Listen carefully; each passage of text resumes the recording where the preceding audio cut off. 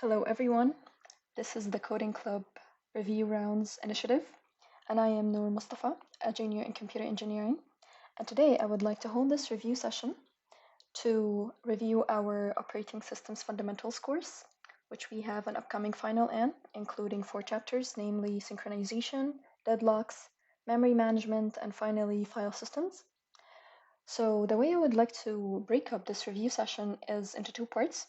First part should be solving or should be studying some theory. So I would like to do 4 mind maps, one for each chapter, so that we kind of have an overview of all the concepts included in each of the chapters. And for the second part, I would like to solve some math questions with you, some graph questions as well. So I'm hoping that by the end of this review session, we kind of have a strong grip over the subject from all aspects. I would just like to start by noting that this review session is not meant to replace studying on your own from the slides from the book. It's just meant to be a literal reviewer session for you to go through optionally after you have finished studying on your own to kind of cement all your understanding and make sure that you didn't forget any small parts. Okay, so let's start with the first chapter, synchronization.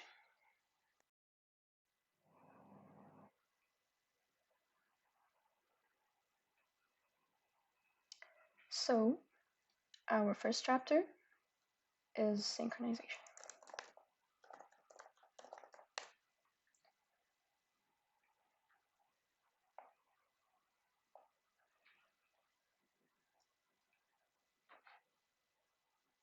I believe we have 6 arrows. Let me just get rid of the arrows first because it gets annoying halfway.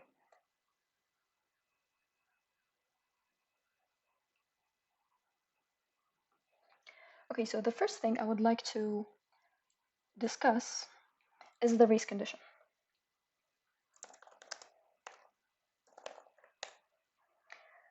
So let's take an example of 2 processes. We have process P1 and process P2. And let's say that both of these processes, they have access to this shared resource and something, whatever, and it has this value 8. So at the second 0, they both get access to it because they're both executing and they're both doing something that has to do with this shared resource.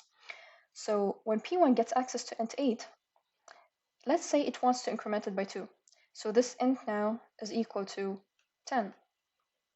And at the same time, at second 0, P2 got access to int 8 as well, but it has not seen this because it didn't happen yet. So when it gets access to int 8, let's say it wants to decrement it by 2. So int becomes 6. And let's say that this is the state at second 1. So what actually is the state? Is it 10? Is it 6? Because these operations both happened at the same time to the same integer or to the same data. So what just happened here? That's exactly what a race condition is. It's a literal race. So you can imagine it as P1 and P2, process 1 and process 2, both racing to access this shared resource and to do some changes on it, some updates to it. So now we ended up with inconsistency in the data. We don't know if the actual value, if the final value is 10 or is it 6. This is just completely invalid. This is wrong. And it will actually execute in a system that does not have synchronization. It will happen, but it will just cause data inconsistency. So that's why synchronization is so important, because it avoids the race condition. So again, let's write that down. So race condition leads to data inconsistency. And this data inconsistencies happen because of the concurrent access to shared resources. whatever these shared resources may be. So to avoid this race condition happening, we would like to implement some synchronization. So let's imagine a situation where we try to regulate the access to this shared resource we have here. Let me change the color. So let's imagine that we want to regulate access to int8. Forget all of this. So now we want to actually do it the right way. So P1 wants to access int8. So we give it access because nothing is using int8 right now. So we give access, and now P2 comes at the same time and it wants to access it, but we already gave access to P1. So we will block P2 for a second, let P1 finishes the job of incrementing or whatever it wanted to do. So P1 gets access to int8 and it does the incrementation. So int8 is now 10. And then, okay, P1 is now done. That's the execution for P1. So it is finished. It has released this resource and now it's free. So when P2 comes again to check, whether this resource is available now, it is available because P1 just released it. It just finished the execution and it has updated it and it's now 10. So when P2 accesses it, it doesn't find 8, it's gonna find 10 because P1 did a proper update with no interruptions, with no concurrent access that may have resulted to any data inconsistency. So P2 gets access to 10 and decrements it because that's what we did last time. So if it decrements it, so 10 minus 2 is 8. So this is the final value for the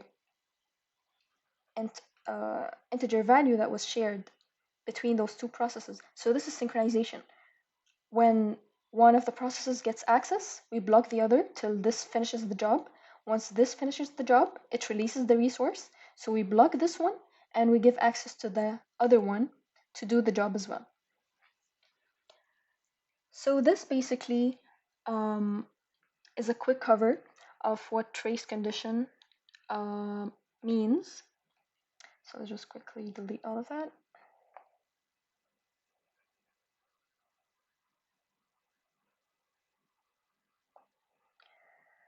All right, so now that we covered race condition, this also covers some similar concepts, or let's say a question, preemption.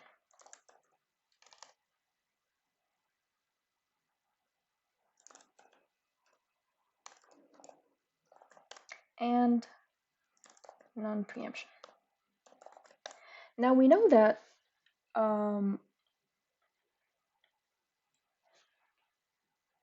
preemption and non-preemption are kernel modes. These are both kernel modes. So preemption is when a process is running and another process comes of a higher priority. So the kernel is gonna preempt this process, so it's gonna take it outside of the main memory, outside of the CPU that's processing it, to put the higher priority process. So it finishes the job and then it takes the higher priority process out after it finishes and puts that lower priority process back into the CPU for processing. However, for the non-preemption, we have such a mode that when the lower priority process is running, it's going to continue running even if the higher priority process comes, because every process that enters the CPU will not be interrupted. It will finish its job till the end, and then it's going to leave the CPU voluntarily. So that's the difference between preemption and non-preemption. So now we have the concept that, or the question that non-preemptive mode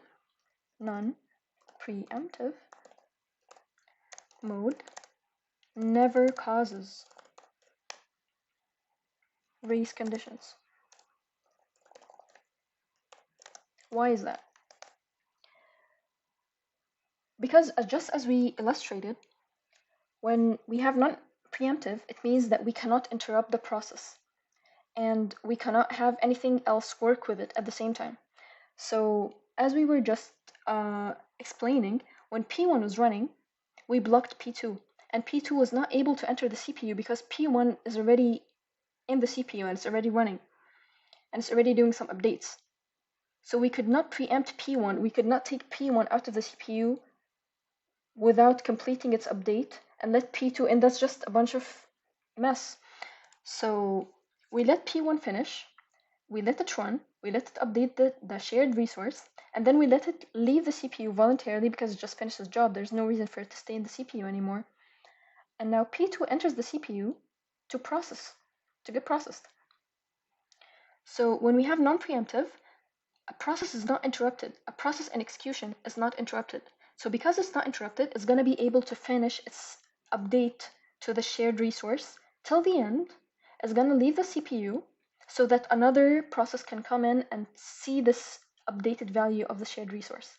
So this way, we will never have a race condition because we never interrupted the processes that are running. We never allowed a concurrent access. So we're never going to have data inconsistencies. And that's just an important point that is related to the race condition. So we can say that these two concepts here are related. Now we come to another concept, which is the critical section.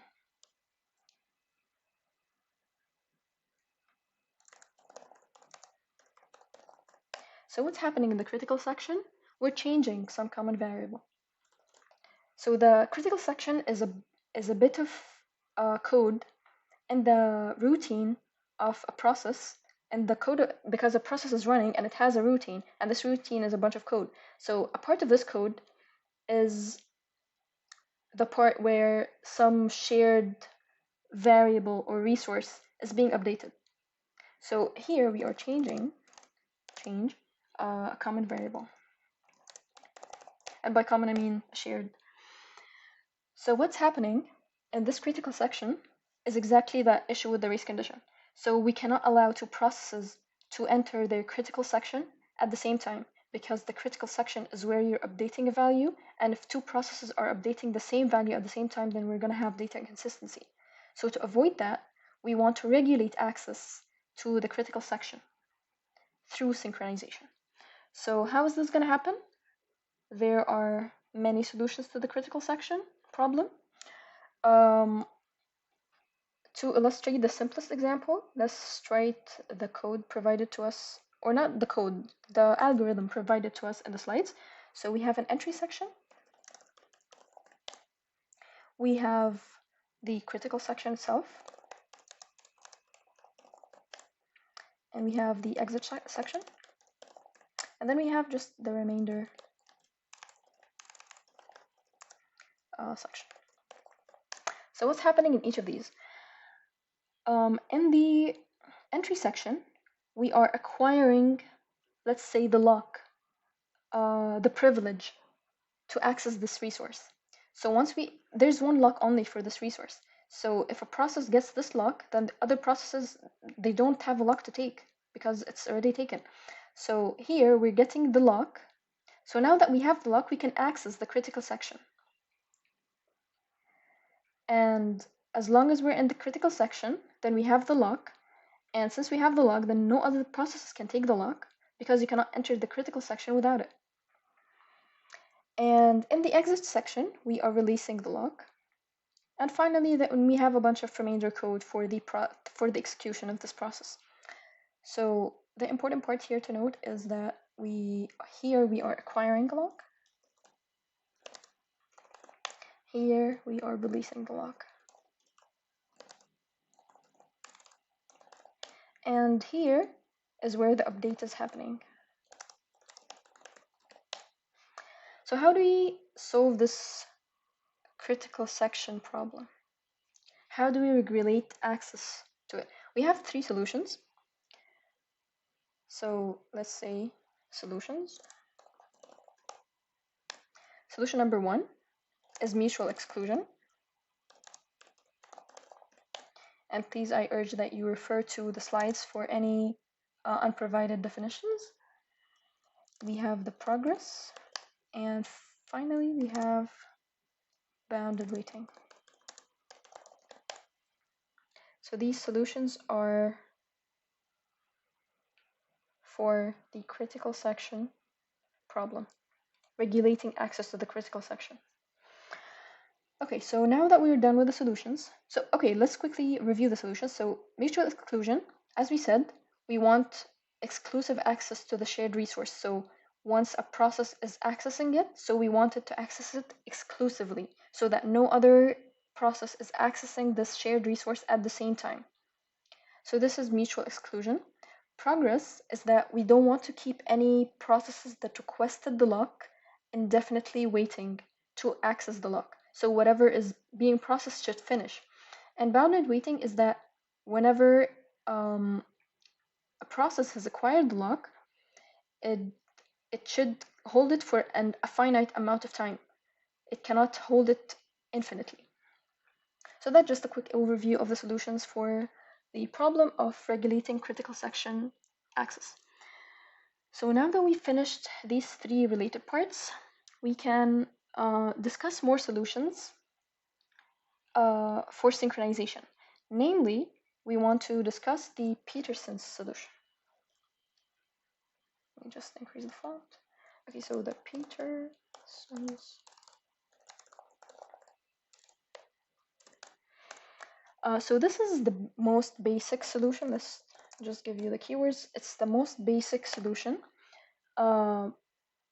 in the sense that other solutions for synchronization now are based on it, but Peterson's solution itself is not being implemented anymore. So what's happening? This is a two-process solution. So we're only imagining that we have two processes that are competing for a shared resource, which is not exactly ideal or realistic, but this is the two-process solution. So what's happening here is that those two processes, they have a shared data. And what is this shared data? It is two variables. They are int turn, and they are, I believe, bool flag. So the turn indicates, so as we said, we have two processes, right? We have, let's say, process I and process J. So for the code of process I, for the routine of process I, in the turn, it's gonna say if it's I's turn or J's turn. And in the flag, it's gonna indicate the readiness. So the flag is gonna indicate the readiness to run. The turn from its name is just indicating which process's turn it is to enter the CPU. So that's it for the Peterson solution. Now we come to the most expansive part of this chapter, which is semaphores. So semaphores have types. They have two types. Type 1 is binary semaphores, and type 2 is counting semaphores.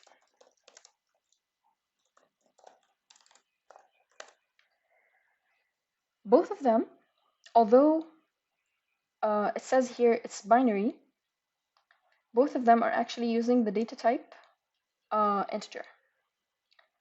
So that's just an important note to keep in mind, that they are not using Boolean or anything. They're using integer data type to update the semaphore value. So these are the two types. When are they best used? So the counting semaphore is best used when we are controlling access to a resource that has multiple instances. So we have this, let's visualize this. So we have this resource here, and it has multiple instances of the same resource inside it. So when we have multiple instances, all of these instances, we can use a counting semaphore.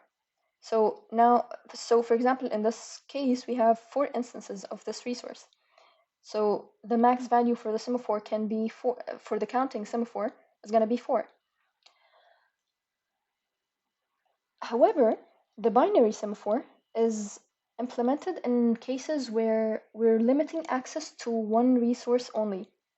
So we want mutual exclusion. And if you think about it, then a binary semaphore is very similar to a mutex lock because it is implementing mutual exclusion. So let's delete that really quickly.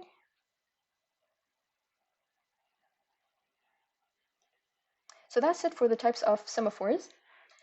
Now we can get to the implementation of semaphores, which is a very important part. So for the implementation,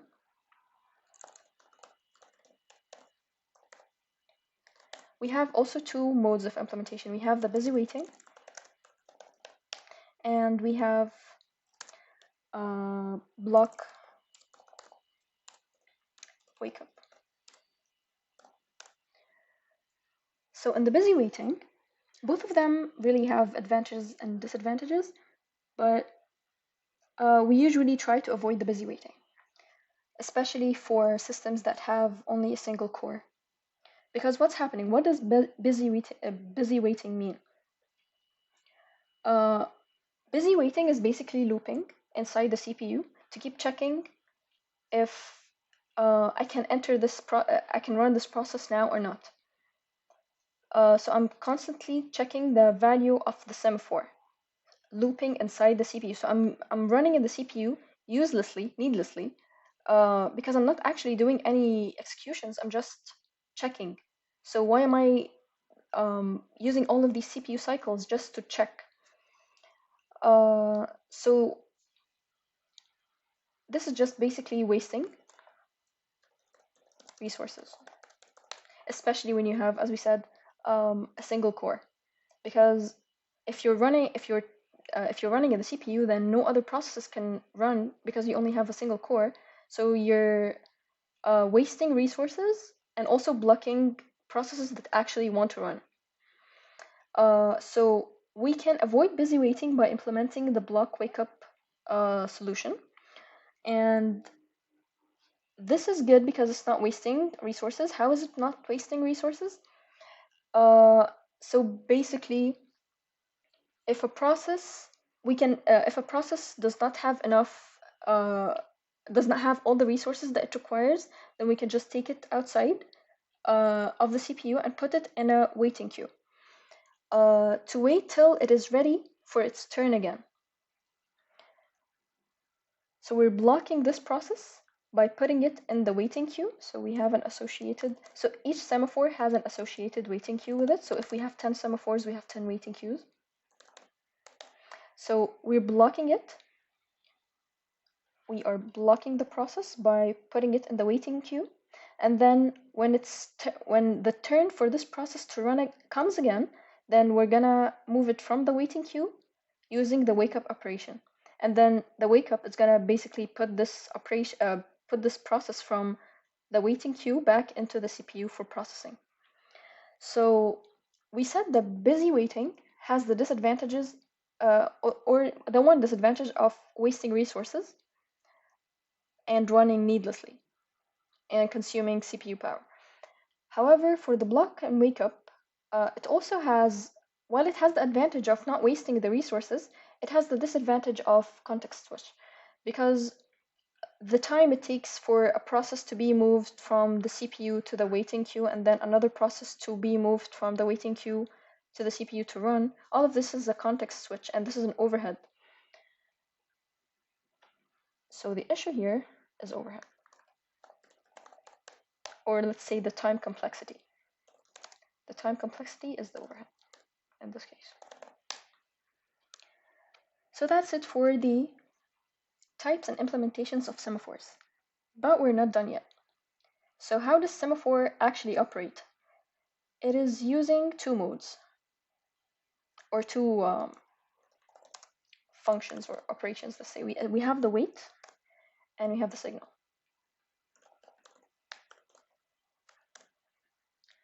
And finally, we should discuss some of the problems related to semaphores. Where should I place this? So here we have the semaphores, and let's discuss the problems here. Okay. We have three problems. Problem number one is deadlock. We will explain each of these in detail. We have starvation. Finally, we have priority inversion.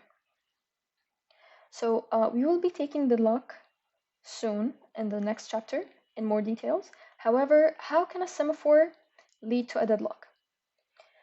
Semaphores can lead to a deadlock when I blocked a process from running and put it in the waiting queue, and then it stayed in the waiting queue. For starvation,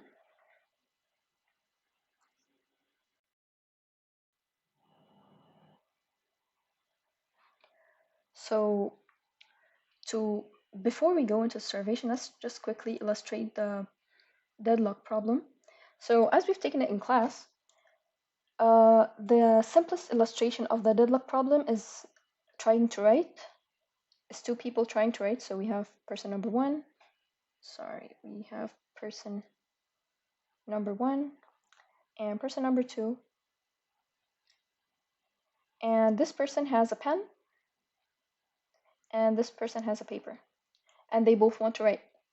So person one cannot write without a paper and person two cannot write without a pen. And we only have these pen and paper.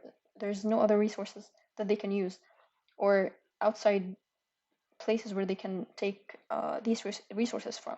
So how can they, and they're both waiting for each other to finish writing so they can take the resource that the other has to write. So if two is not able to write, then it's never gonna give one the paper, and if one's not able to write, then it's never gonna give two the pen. So they're both waiting for each other for something that's never gonna happen. So that's basically deadlock. For starvation, this is more regarding indefinite blocking. So let's quickly delete this section.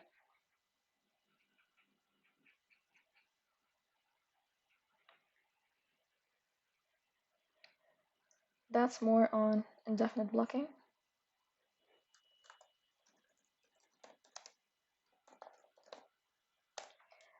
In the sense that a process, as we said, in the block and wake up situation, a process may never be removed from the waiting queue where we suspended it. And this could happen, for example, because of priority.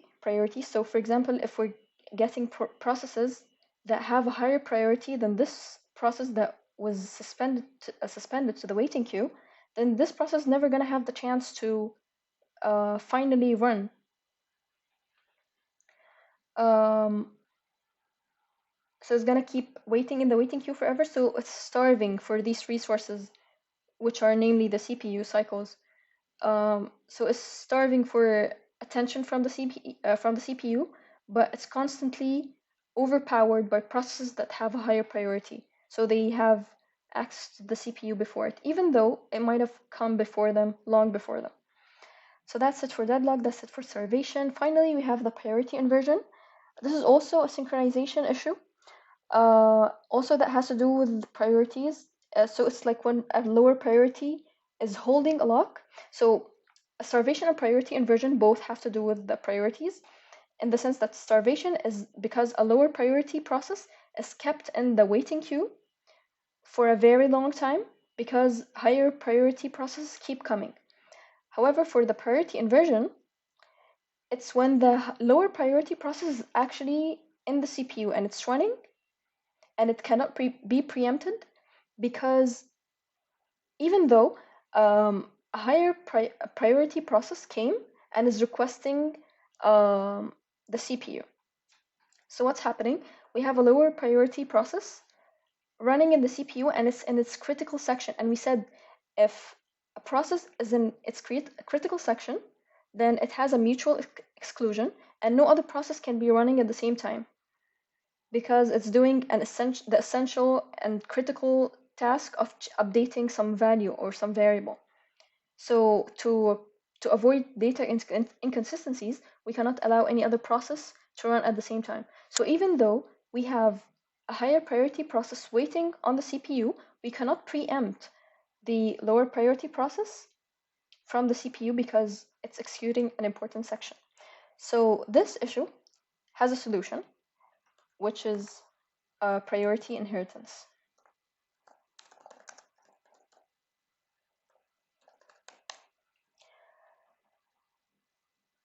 in the sense that the longer or the older the process gets in the waiting queue or in the CPU time, its process gets elevated with time. So this is it for the problems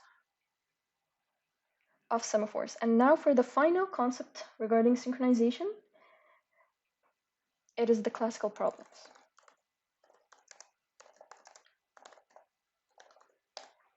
So we have the famous three problems. We have the bounded buffer, and we have readers and writers, and finally we have the dining philosophers.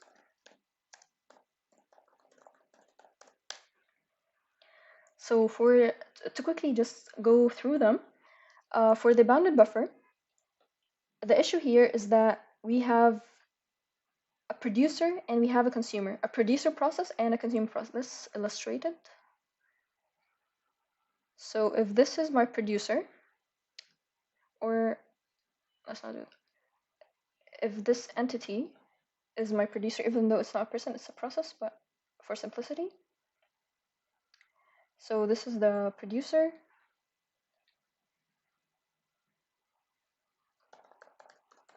and this is the consumer. And they both have access to this shared pool, which is the buffer.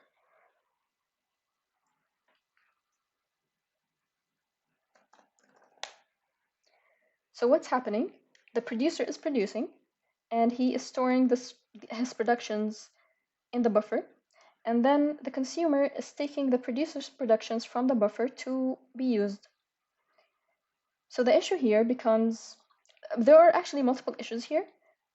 Number one is if the producer is so fast in producing, so the buffer is gonna be filled so quickly, and if he produces any more, then either he's gonna overwrite the content saved, the old content saved in the buffer, which is a data inconsistency issue, or he's just gonna block the system.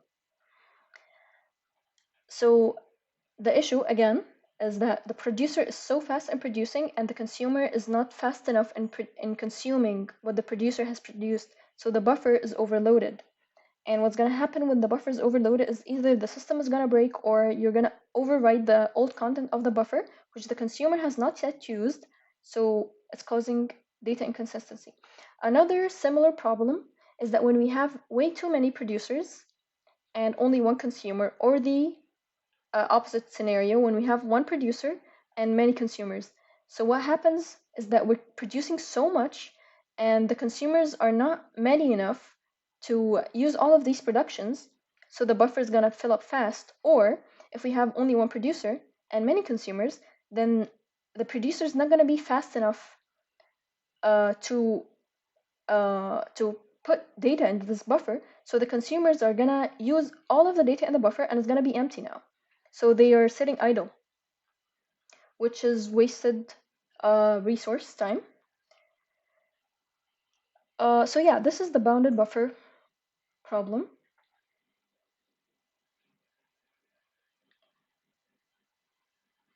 Now moving on to the readers and writers. This has a lot to do with the race condition, in the sense that let's again write. Again, these figures of peoples are actually processes, but this is just for simplicity. So the idea with readers and writers, here this is the reader, this is the writer, and these are the readers. So why did I only draw one writer? Because the rule should be that since the writer is actually writing, he's updating the data. And let's say that this is some data that they are all sharing. So when the writing is happening, data is being updated. So just as we discussed in the race condition scenario, we cannot have multiple writers, as in multiple processes, accessing and updating shared data at the same time. So we cannot allow multiple writers to write at the same time. However, for the reader's case, they're just reading. They're not doing any changes. So we can have as many readers as we want because they're not really doing anything. So readers together, they can read. Writers, no, it can only be one writer at a time. Now, we discuss them separately, but how about when a reader reading when a writer is writing? This is also not allowed because what if the reader is reading the old data, meanwhile the writer is currently in the process of updating it?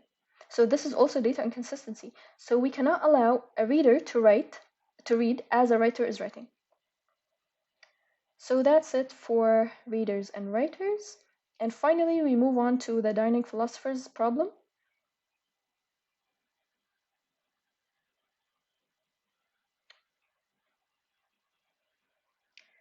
So the problem here is that let's imagine we have 3 philosophers for simplicity, and they have a bowl of food that they want to eat, and each of them has 2 chopsticks. So this is philosopher number 1, this is philosopher number 2, and this is philosopher number 3. So when philosopher number 1 wants to eat, he will pick up his right chopstick and his left chopstick so he can start eating. And when philosopher number 2 wants to eat, he will pick up, let's use a different color, he will pick up his right chopstick and left chopstick to eat. So that's for this philosopher. And finally, for the third philosopher, when he wants to eat, he will pick up his right chopstick and his left chopstick. So as you can see, each of the chopsticks has 2 colors on it, has 2 claims from each of the philosophers adjacent to each other. So the issue here is going to arise when all of them want to eat at the same time. Because let's imagine that philosopher 1 picked up his right chopstick, and philosopher 2 picked up his right chopstick, and philosopher 3 picked up his right chopstick. This is fine so far. Everyone has 1 chopstick at hand, and we only have 3 chopsticks at the table. But now, they want to pick up their left chopstick to start eating, because they cannot eat with 1 chopstick. So if they want to pick up their left chopstick, well, number 1's left chopstick is in number 2's hand, and number 2's left chopstick is in number 3's hand, and number 3's left chopstick is in number 1's hand. So the issue here is that they all want to eat at the same time, so they're not going to release their chopsticks so that the others can eat. So they're all waiting for each other to do something that's never going to happen. So this is exactly like we illustrated with the issue of wanting with one person having a pen and the other having a paper, both waiting for each other to finish writing so the other can take the resources from the other person. But they're never going to be able to write because they don't have sufficient resources. And similarly here, none of the philosophers are going to be able to eat because none of them have sufficient resources to start eating. So this is a deadlock. So yeah, these are all of the problems that we have in the synchronization. And let's delete this part. So these are all the concepts covered in the synchronization chapter. First, we went through the race condition and all of its related reasons and how to solve it, and how preemption kernel mode or non-preemption kernel mode could possibly avoid it or not avoid it. And then we have the critical section problem and solutions for it. And then we started with the synchronization solutions. So we started with the most basic and first ever iteration of this solution, which is the Peterson solution. And we said it's only covering 2 processes, which is not really ideal or realistic. And then we come to the most important section of this chapter, which is semaphores, with its types, with implementations, with their problems, how it is implemented in itself. And then finally, we discuss some synchronization problems. And since these are synchronization problems, then surely they can be solved using semaphores. So each of these problems can be solved with combinations of semaphores. So for example, we can have two semaphores for bounded buffers. One is full and one is empty. So we're incrementing the full semaphore each time uh, a, a, a producer produces something into the buffer, and we're decrementing the empty each time a consumer takes something from the buffer, and so on. So that is it for this chapter. One last thing I would like to do is go through some of the questions with you. So let's just close this.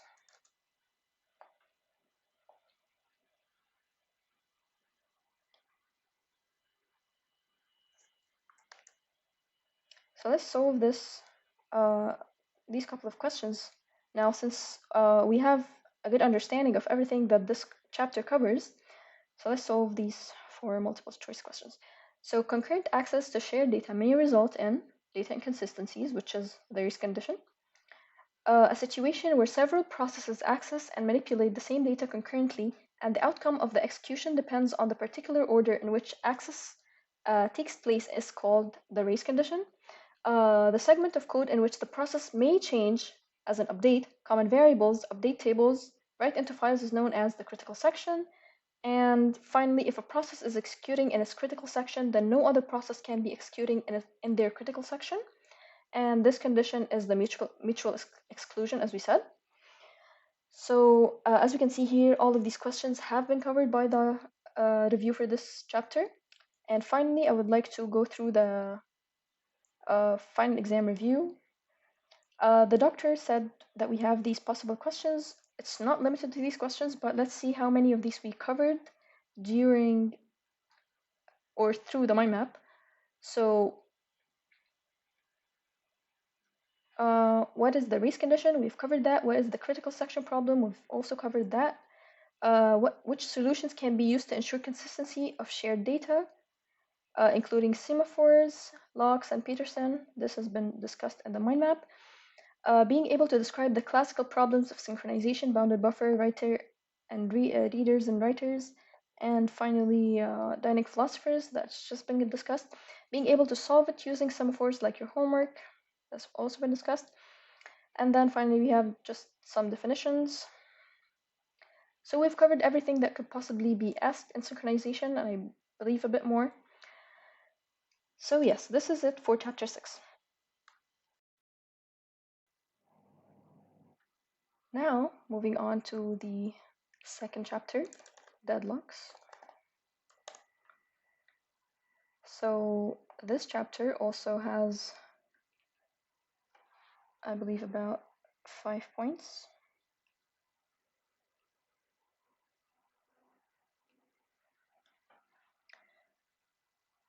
So, starting with deadlocks, we have to discuss the 4 conditions that have to happen at the same time so that a deadlock can occur in the system. So 4 simultaneous conditions. Number 1 is mutual exclusion. Number 2 is hold and wait. Number 3 is no preemption. And number 4 is circular. So let's discuss each of these in some detail. So mutual exclusion is a keyword that we discussed in the previous chapter, where we said that if we have a shared resource, then we want to regulate access to it so that we can prevent the race condition. So mutual exclusion is happening when one process is able to hold one resource exclusively, as in alone. No other process can have access to this resource as long as this process is accessing it. So this is mutual exclusion. Hold and wait is that when a process wants to execute, it's going to request some resources. Now, let's say that resource, let's illustrate the situation. Okay, so this is my process, and it wants resources A, B, and C. And it's ready to run. So it goes and it requests all of these resources. A happens to be free, so it takes it, and B happens to also be free, so it takes it, but C is currently in use with some other process, so it's not able to take it. So this process is going to keep A and B with it, holding them as it waits for C. So this is where the words hold and wait come from. It's holding A and B, which are the resources that it managed to get a hold of because they were free at the time of request. And C, it's waiting for it because it's currently being used by some other process. For the no preemption, we also discussed this keyword in the previous chapter. No preemption is when a process is running in the CPU and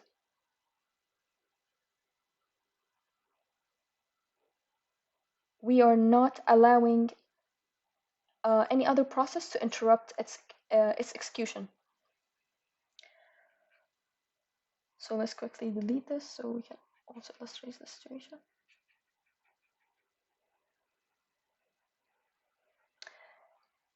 So let's say that this is the CPU, and here we have a process that's running. And then we have process number 2, it requests the CPU. But we're not allowing process 1 to leave the CPU because we cannot preempt it. It can only leave the CPU voluntarily. That is, once it finishes its routine. So it's gonna leave the CPU and then P2 can enter. However, if we had preemption, then let's say if we had P2 being a higher priority process is a higher priority, and P1, which is inside the CPU, is a lower priority process, and P2 requests that it enters the CPU, then we interrupt P1 in the middle of its execution, take it outside of the CPU, put it in the waiting queue, and then put P2 inside the CPU now. This is preemption. So the issue with no preemption, which we were just discussing, is that we cannot interrupt P1, which means that if P2 wants to run, it's gonna keep waiting and waiting and waiting till P1 finishes. So it's being blocked, which is a deadlock. Finally, we have the circular wait. The circular wait reminds us of the issue of the dining philosophers, as each of them picked their right chopstick and now they want to pick the left, but the left is already taken as the right by the adjacent philosopher. So they're all waiting for each other for something that's never going to happen because none of them has sufficient resources to start actually executing, or in the case of dining philosophers, eating. We can see that some of these conditions are actually related, like for example, hold and wait, and will lead to circular wait. In the case for dining philosophers, where we have 3 philosophers with 3 chopsticks between them. When philosopher one picks this chopstick, and philosopher 2 picks this chopstick, and philosopher 3 picks this chopstick. Now, when philosopher 1 wants to pick his left chopstick, it's already in 2's hand. So he's holding onto right chopstick while he's waiting on the left chopstick. Similarly, for philosopher 2, he's holding the right chopstick while waiting for the left chopstick which is in the right hand of the third philosopher, and so on. So hold and wait is actually leading to a circular wait. So these are the 4 conditions that will lead to deadlock. By 4 conditions, we don't mean that if one of them is achieved, then it's going to lead to a deadlock. They all have to be achieved and all at the same time. That's what we mean by simultaneous. Okay, so that's it for the 4 conditions of deadlocks. Now let's discuss the resource allocation graph. This should be an easy part. So the resource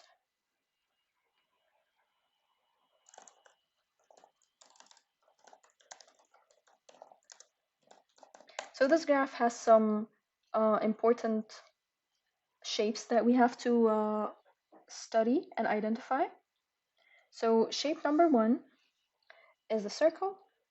Shape number 2 is a square.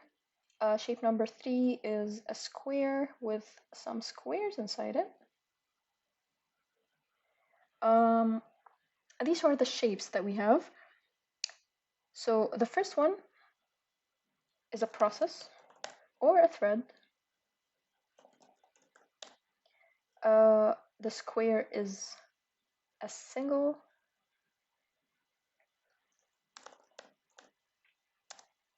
instance resource, and the square with squares inside it is a multiple instance resource. In this case, it has 4 instances of this resource. And the most critical part in the resource allocation graph are the arrows. So let's choose the arrows to be a different color. Let's take blue. So when a process has an arrow going out of the process,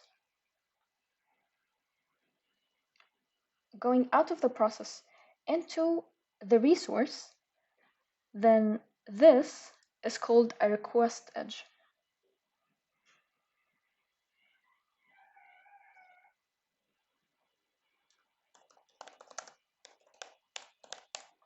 If the arrow is going outside of the resource into the process, then this is called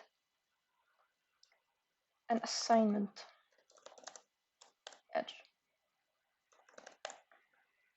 I hope the blue is clear.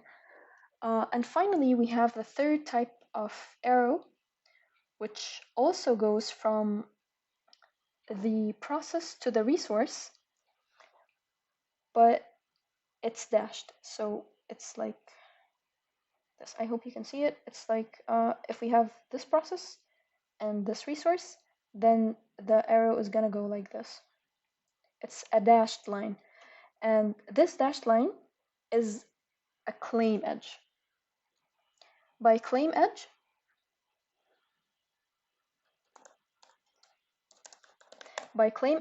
we mean it may request this resource.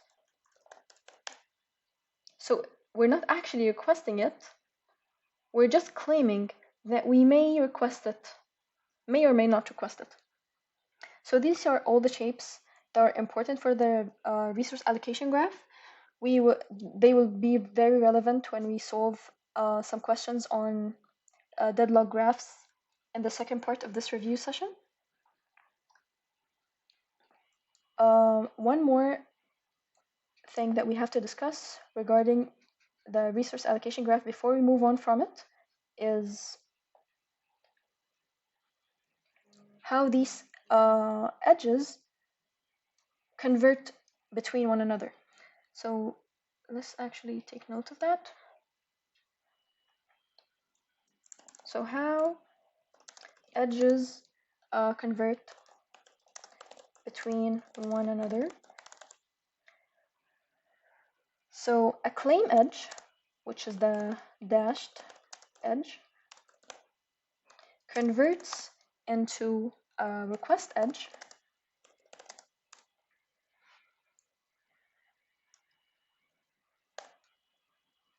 when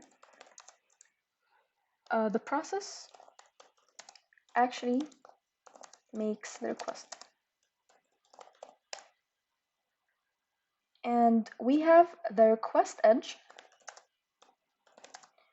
converting into an assignment edge when the resource is granted to the process. So these are the two conversions that we could possibly have between our edges. The claim. So let's illustrate this really quickly. So we have this process and we have this resource. First, this process had a claim edge to this resource. It said I may request this resource and I may not request it. And then, after some time, this process actually requested it. So this dashed line actually becomes a full line or a solid arrow. So it was a dashed arrow and now it became a solid arrow. And remember that since this is all request and claim and so on, so it's going from the process to the resource. Now the second case is with this request edge. Now it's gonna become an assignment edge in the case that this resource is now free for this process. So this resource will actually be allocated to this process. So now this arrow is gonna continue to be solid, but it's going to change direction, and this is so important. So first, we started with a claim edge. We may not always start with a claim edge, by the way. It depends on the process and any prior information that it gives us. It may say that I may use this resource. It may not say that. It may request directly. But the important thing is that this conversion will always happen. It has to always request so that it gets assigned, but it does not always need to claim. So it may claim that it wants this resource. After it claims, it will actually request it. It may request it or may not, but let's say it actually does request it. So it requests it, and when this request is granted, this arrow becomes this arrow. It basically just inverts direction. So that's it for the conversion between the arrows and the resource allocation graph.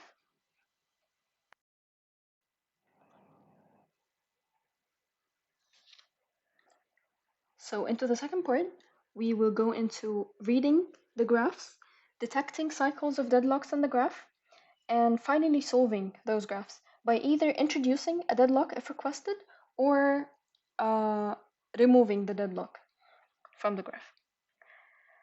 Now we come to some facts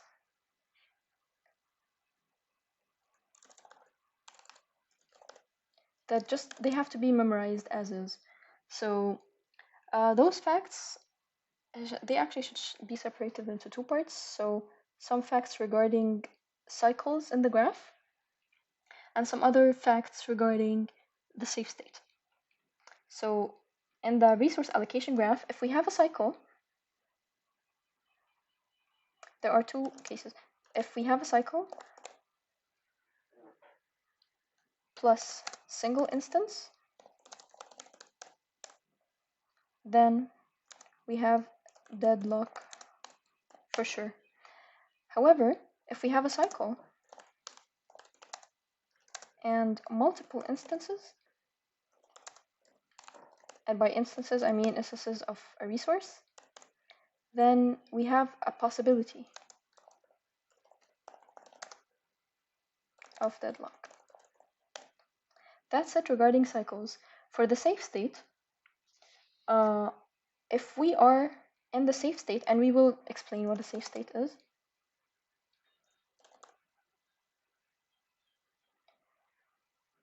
then no deadlock will happen. And if we're not in the safe state, then there is a possibility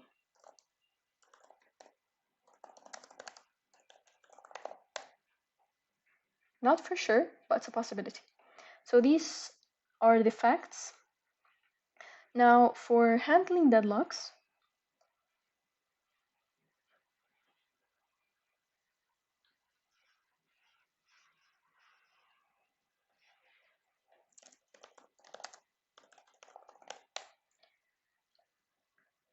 there are 3 methods.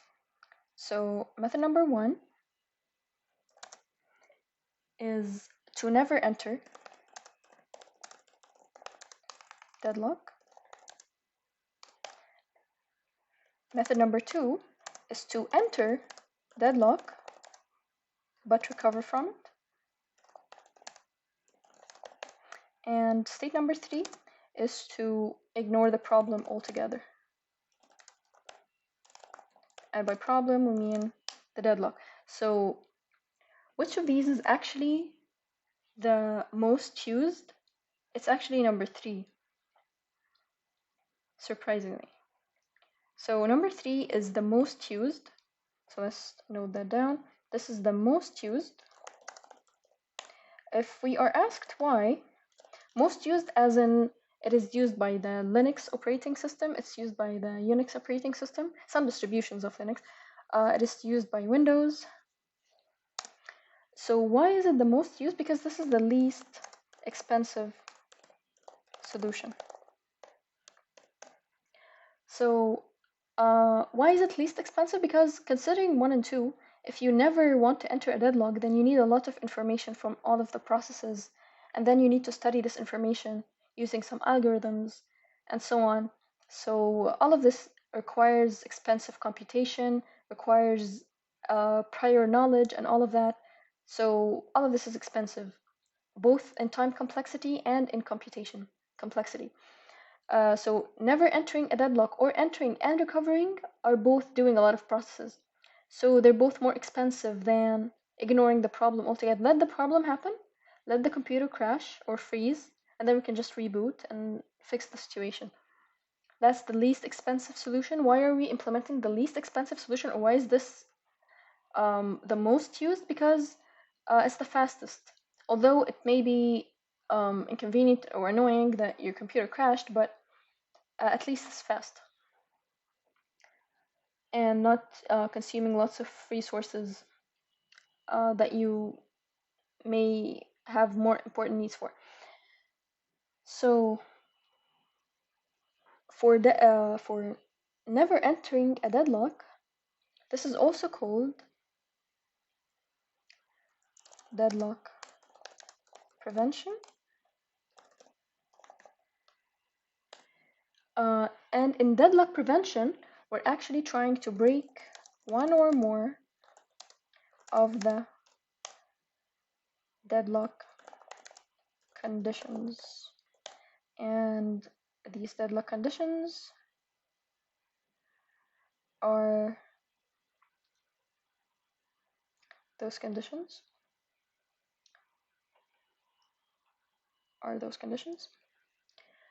So deadlock prevention is trying to break either mutual exclusion, hold and wait, no preemption, or circular wait. So for example, if we're trying to break hold and wait, if a process requests A, B, and C, and it gets hold of A and B, but it does not get hold of C, then it must release A and B as well, and wait, and then check again for A, B, and C. If it can acquire all of them, then it can run. If it cannot acquire all of them, then it's not allowed to hold something. This is a selfish behavior from processes. Mutual exclusion is selfish because the process wants to run on its alone. It doesn't want any process to run in parallel or in concurrency with it. Hold and wait is also selfish in the sense that it got hold of A and B and now it doesn't want to release them. They're mine and I'm actually waiting to get more. So this is also selfish. No preemption is also selfish because it does not allow itself to be interrupted while it's executing in the CPU. The process does not want to be interrupted. So you can also see that as a selfish behavior. And finally, circular weight. We said that the circular weight is a result of Holden weight. So since Holden weight is selfish, then circular weight is just the result of a selfish action. So that's it for these conditions. So deadlock prevention is trying to break one or more of these. If it breaks at least even one of them, then deadlock will not happen. For deadlock avoidance,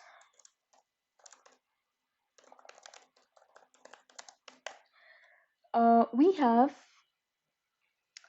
the rule that we are trying to ensure that the system is never gonna enter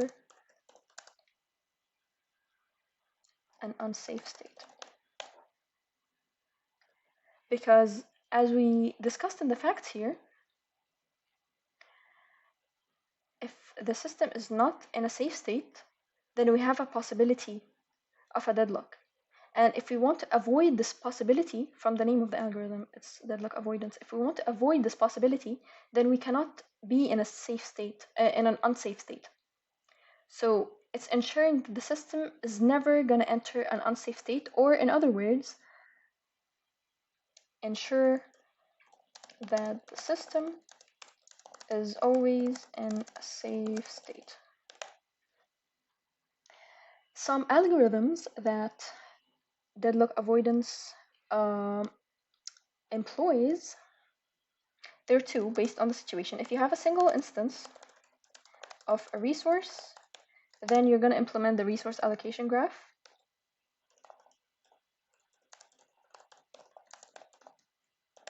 And if you have multiple instances of a resource, then you're going to implement the bankers algorithms.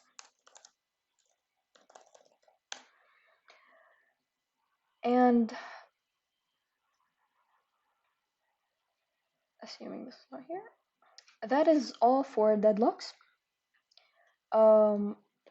Theory-wise, because there's a lot to discuss regarding deadlocks in the math questions. We're going to be solving resource allocation graph problems. We're going to be solving bankers algorithm problems. But this is deadlocks chapter theory-wise. So closing this and checking our sample, let's see what we covered.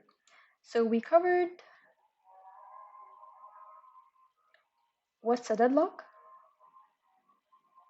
We covered the 4 conditions that lead to deadlock. We covered the system model, as in the resources and the processes in the system and their edges, whether claim edge, request edge, or assignment edge. We discussed the resource allocation graph, and we'll discuss it further, and how to detect a deadlock from a graph, which is basically a cycle. This will also be solved in the math section. How to handle a deadlock, we said the 3 methods, whether you ensure that it never happens, or you allow it to happen, then recover from it, or just ignore the problem altogether. Then we have deadlock prevention, how it breaks each of the 4 conditions for a deadlock. And finally, we have deadlock avoidance with the banker's algorithm and the safety state algorithm. These will be discussed in the math section. Finally, we have the definitions. So this concludes the theory for deadlocks chapter.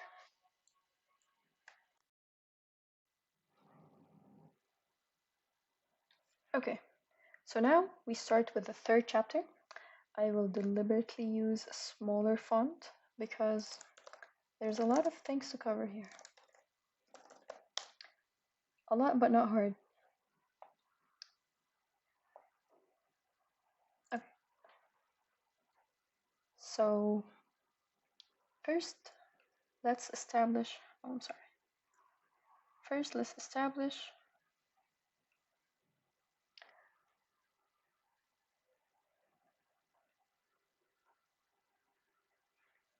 a couple of concepts. First, let's recall we have the main memory, which is the RAM. We have the disk, which is the secondary storage. And we have,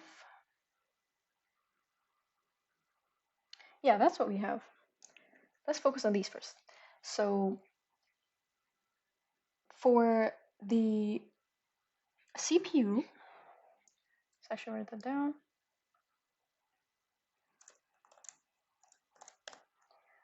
When the CPU is trying to access information, so when the CPU is running processes, is executing processes, these processes may require some information to be brought from the secondary storage into the main memory. Now the CPU itself, in order for a process to be running, it has to be brought into the main memory. So the process, because it's executing, it goes into the main memory for execution. And this process may require or request some data that's saved on the disk, so we have to also bring this information from the disk to the main memory. Now, what's important to notice is that the CPU has direct access to only two things. It has direct access to the main memory, and it has direct access to the CPU registers. This is regarding direct access. However, it has faster access to the registers, and that is because, let's write that down, it has faster access. Why? Because these registers are on the CPU chip itself. They are housed all on the same hardware piece. So surely it will have faster access to the registers that are housed right next to it or right on it, on the CPU chip.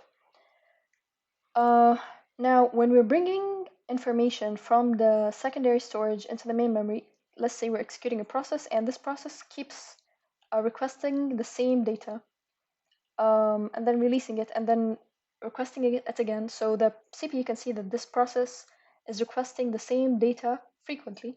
So what it can do in this case is that it can cache this data. So the important concept regarding cache is that it speeds up let's write that down, speeds up the accessing.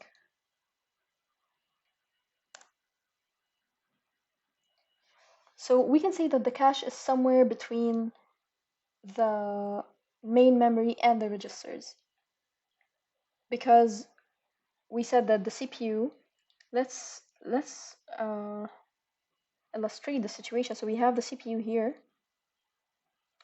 and the registers are on it, and we have the main memory. So the cache is somewhere here, because we said that the only thing that the CPU can directly access are the registers on the chip itself and the main memory. So if we keep requesting something frequently, then we can just cache it so that it's somewhere close to the CPU. So that's the idea of caching, very simply. Now we move on to another topic, which is base registers and limit registers.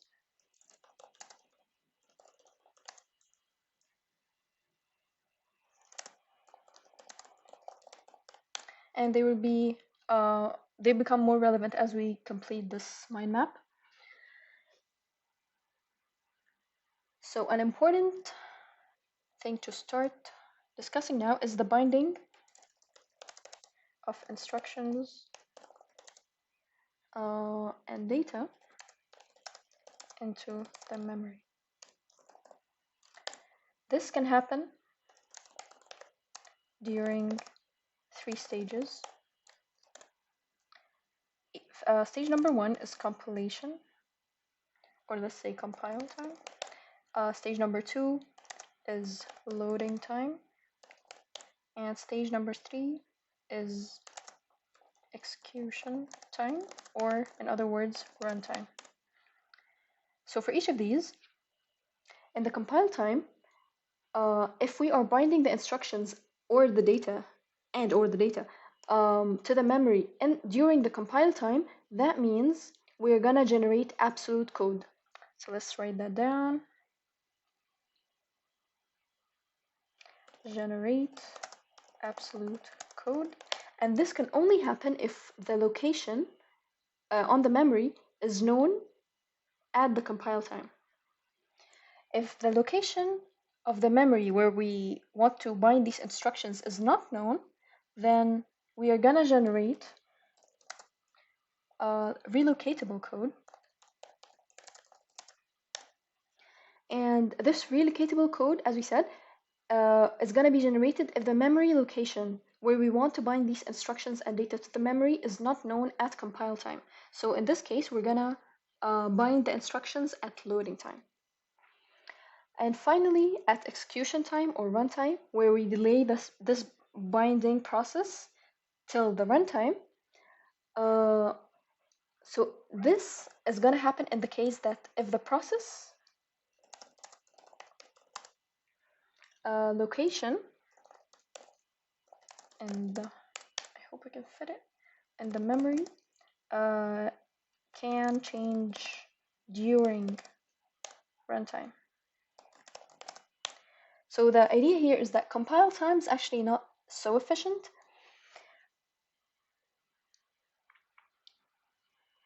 Okay, so compile time is not so efficient because if we generate this absolute code, and then we said that we generate an absolute code if the location of binding these instructions in the memory is known at compile time. So let's say that this location changes, the base address for this location changes. So in this case, we're gonna have to recompile the code again, which is inefficient. We already did we want to do the compilation one time and get on with it. So a better solution would be to do it at the loading time, which means we're gonna generate a relocatable code. So we're not gonna require to recompile. However, the best solution out of the three is to do it at execution time, because this is the most flexible way. Because if the process changes location even during the runtime, you're good to go because you don't need to recompile or anything. So the idea here is that execution time actually requires some extra hardware support. Requires hardware support. And this hardware support, and we will discuss what this hardware is in a bit. This hardware is going to make use of what? Is going to make use of the base register. Is going to make use of the base register and the limit register. So they are not the hardware, they are just being used by the hardware. Let's emphasize that in the hardware will make use of the base registers and the limit registers. Now we come to another important concept, which is address space types.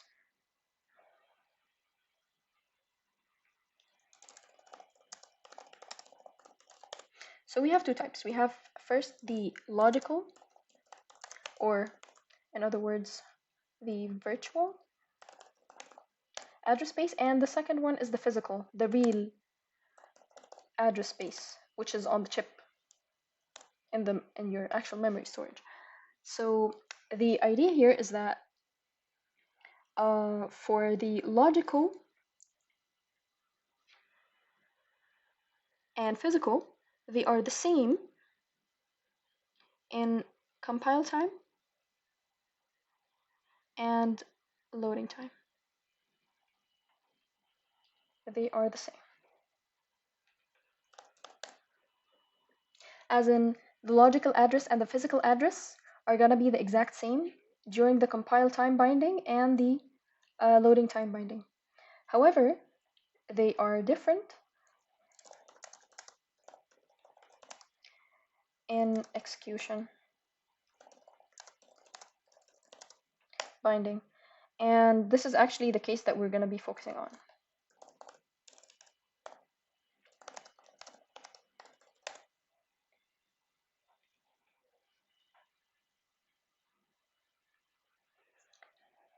So going back to the hardware support that we said that we required, this is actually the memory management unit.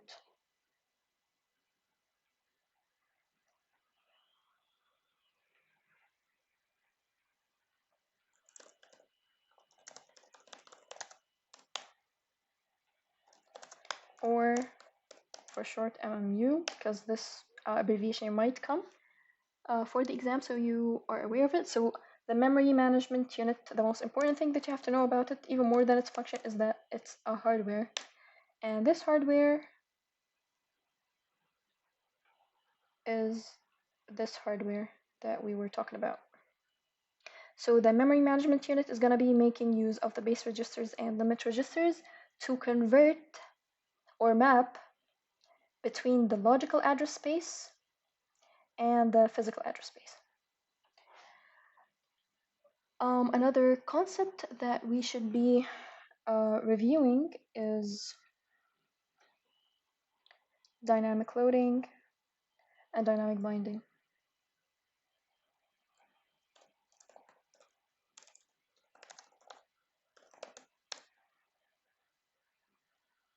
Dynamic linking, actually.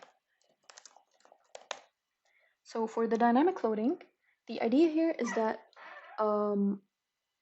the routines are not loaded, the routines in the code or in the execution of a process are not loaded unless they are called. So we have a source code, or as in a routine for a process, and as we're executing this code sequentially, we reach a line where we're calling a routine, a function.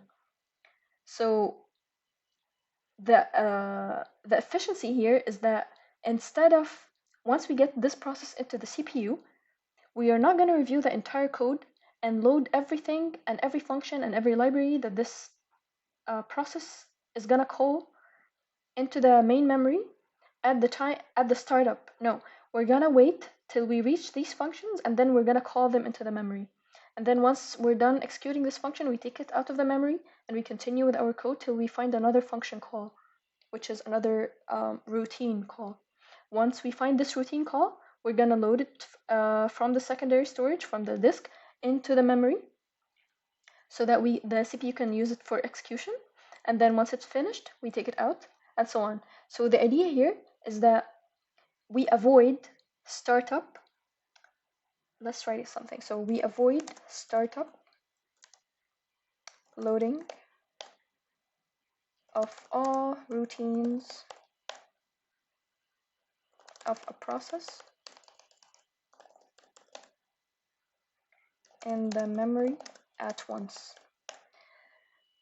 This is the advantage of this is that you're using your memory space efficiently. You're utilizing memory efficiently. So efficient memory utilization. So that's it for dynamic loading. Now for dynamic linking, the definition in the simplest words is like your linking is the linking process or the linking operation is going to be postponed till the execution. So we are making use of a stub, which is a very small part, a very small code, and we insert the stub at the location in the code where the library routine is being called. So once we encounter the stub, then we know when to call the library routine and we know where to locate it. So that's it for dynamic linking. So the important takeaways here are that we are using the stub. And another important thing is that we are postponing the linking operation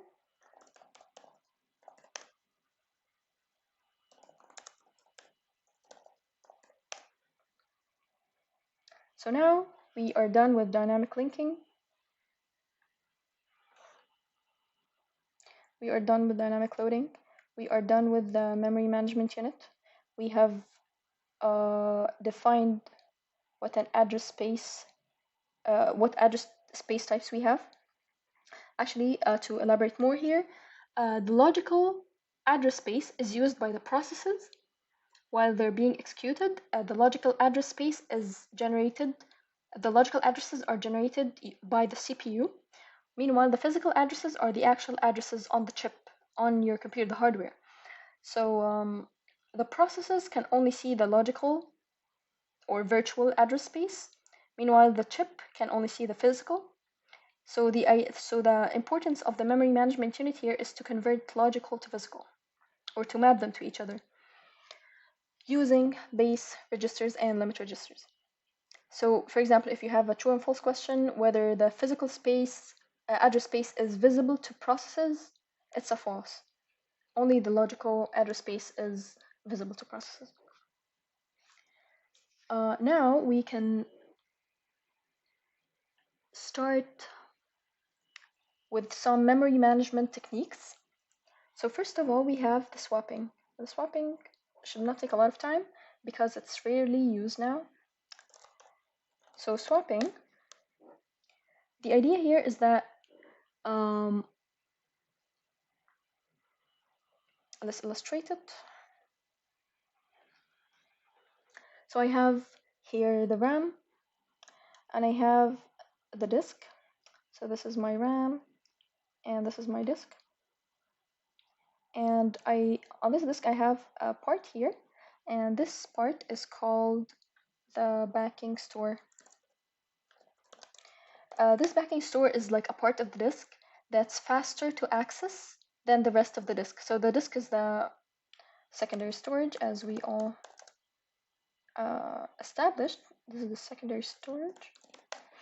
So this secondary storage is not very fast to access, but it has a part of it that's fast to access, which is the backing store.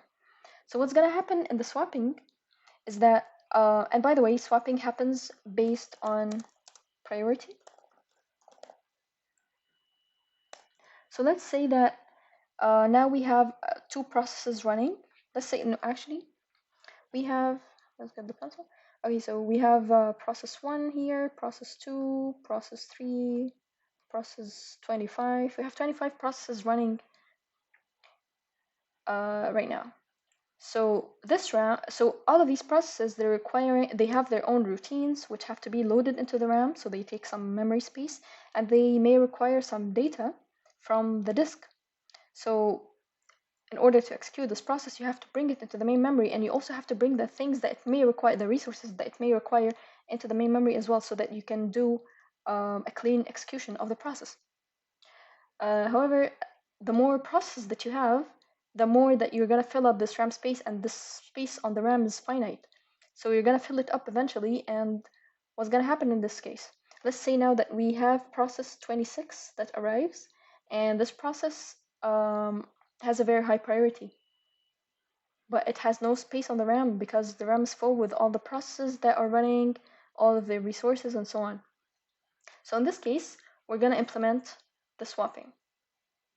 So what's the swapping doing? It's gonna take, for example, P2. Let's say P2 is the lowest priority of all the processes running in the RAM. So P26 is higher than it. So we're gonna swap. We're gonna take this P2 and we're gonna roll it out into the backing store. And we're gonna take P26 from the ready queue and we're gonna roll it in. So let's just annotate these operations. So this is a rollout and this is a roll in. Actually, this is not a roll in. We're just assigning something from the ready queue, finally moving it to the running state. Now, once P26, so now let's clear the space here for a little. Okay, so now P26, forget the other processes, let's just now focus on P26. So P26 is here now, and it just finished its execution.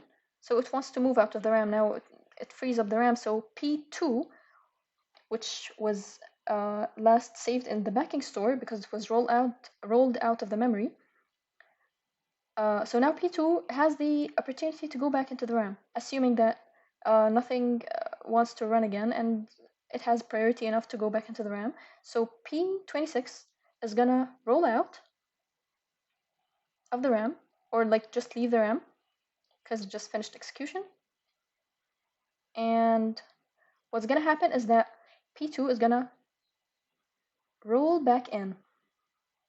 So this is P2, and this process or operation is called roll in. So what's the issue here? There's overhead. This process happening, this rolling out and rolling in, this is swapping. This is the swapping operation, and this swapping takes time. So it's an overhead. And why does it take time? It's a context switch. And this context switch, and we said that the context switch is a pure overhead, especially so that the bigger the process is, the bigger the routine, as in the source code of the process, the bigger the source code for the process, the more resources that this process has, the larger the process is basically, the longer the rollout time is going to be, and the longer the roll-in time is going to be. So the longer this context switch is going to take, which elongates the context switch time. So the bigger overhead that there is. So this solution is not really efficient. It was one of the first introduced solutions for memory management, which it's a very intuitive solution, but it's not efficient. And it is rarely used anymore. Maybe some variants of it are still being used, but swapping itself is no longer used due to the complexity. So why? Due to complexity, especially time complexity. As we said, the overhead of rolling in and rolling out is just a waste of time where the CPU is sitting idle waiting for something to roll out and something to roll in so that it can process it. So now we delete this part and we go into the solutions that are actually being implemented nowadays. So we have two important concepts to cover. This is too long for what I'm about to discuss. Okay. So first we have the contiguous, dynamic storage allocation, and we have the non-contiguous fixed storage allocation.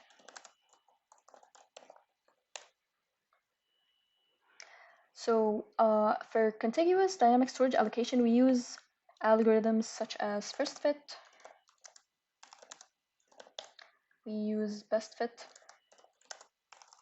and examples of all of these algorithms are going to be discussed in the math section of the review. However, now we are going to just theoretically define each one of them. So the first fit is basically defined as you are trying to allocate to the process a memory block that's the first memory block that you encounter that's big enough to have this process, even if it's larger than the process request. If it's big enough to take it, we will just take it. We will allocate it to the first hole in the memory that's big enough to take the process.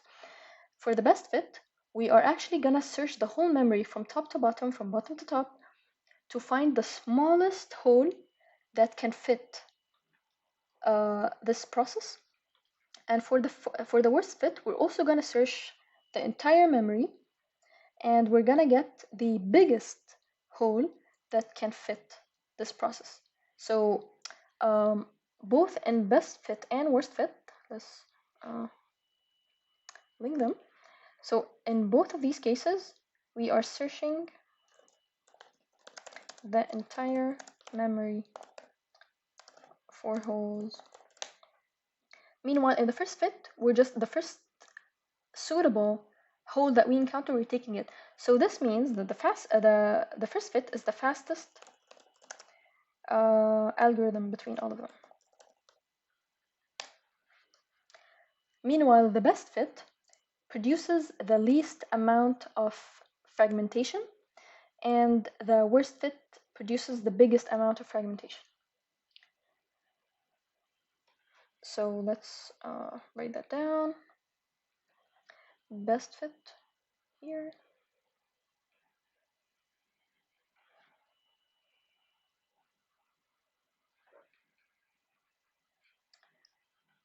Produces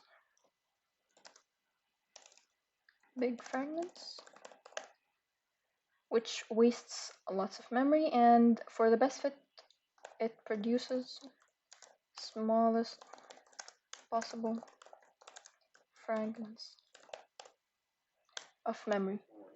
And since we brought up the topic of fragments, then let's also address fragmentation. I am not sure where to fit that. So okay, let's start it. Let's just do it here. So fragments. Fragments have two types. We can either have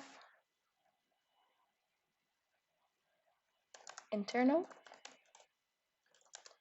fragmentation, or we can have external fragmentation. Now, the difference between both of these is that the internal fragmentation is within the allocated hole to the process, while the external fragmentation are just the holes scattered throughout the memory that are not assigned processes. So to better illustrate this, let's take an example here. Let's say that this is our memory. Just go into pencil mode.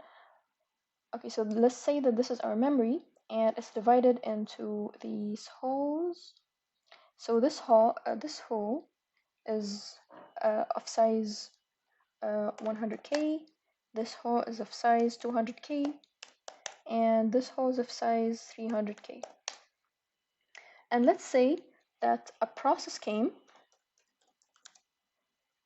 and this process has size 100, yeah, 66, whatever. So forget which fit we're gonna use. Let's just say that we're gonna put it in 200K. So this process, let's use a smaller pen, is gonna be allocated here. However, it's not gonna take the entirety of 200K, right? Because it does not have enough size to fit the 200K entirely. It's gonna actually fragment or partition the 200K and take this space only for itself. So this is gonna be where the 166 is gonna be. Now we have this part, this entire memory space is allocated to the process, but it only uses this part. So here, this unused part is called an internal fragmentation. So we can take this, an arrow from this outside here, and name this to internal fragmentation. And now, since we allocated this process a block in the middle of the memory, so 100K and 300K are no longer contiguous. They were all contiguous, right? They were 100K, 200K, and 300K, and they were all free. So, for example, if you want to access something right after 100K, you can go into 200K. But now, since something is occupying the space between them, so you've created fragmentation. But this fragmentation has no processes inside it. So these fragments are called external fragmentation.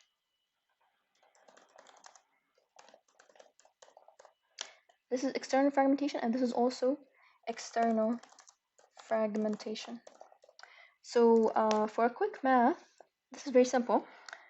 So for a quick math, for this situation that we just illustrated here, if we want to calculate the internal fragmentation, what is it equal? It's basically the 200, which is the allocated space, 200K minus 166K, which is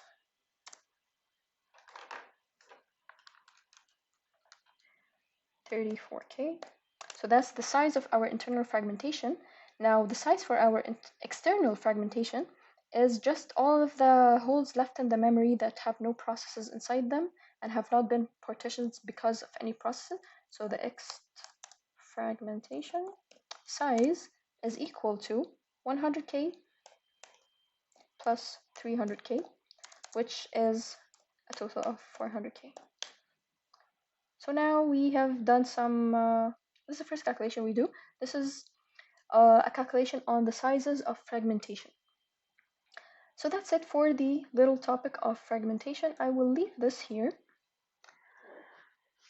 Okay, so now that we finished contiguous dynamic allocation,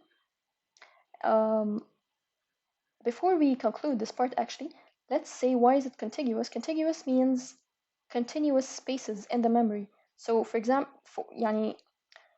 when we take this process and we're fitting it in one of those holes, we took this process in its entirety. We took the 166K, the size itself, and we allocated it to one continuous block in the memory. We did not break this process into parts and assign them to scattered holes throughout the memory. No, we took it all together and we assigned it to a block all together. So that was contiguous. The dynamic part means that this size is not fixed. So for example, when it was 166K and we assigned it to the 200K, we did not use the 200K entirely. We fragmented or partitioned the 200K and we used the 166 that we needed. And for the rest, we left it free. Any process can fit itself inside that if it wants. So this was dynamic. We are not actually preserving this space for this process. It's a fragment that occurred and it's not being used by this process. So if any process of size 34K comes, it can actually fit itself here. So this is dynamic because the size is not fixed. So we understand why is it contiguous and why is it dynamic. Now we move on to non-contiguous fixed storage allocation. So the differences here are the non-contiguous versus contiguous and the fixed versus dynamic. Fixed means fixed size.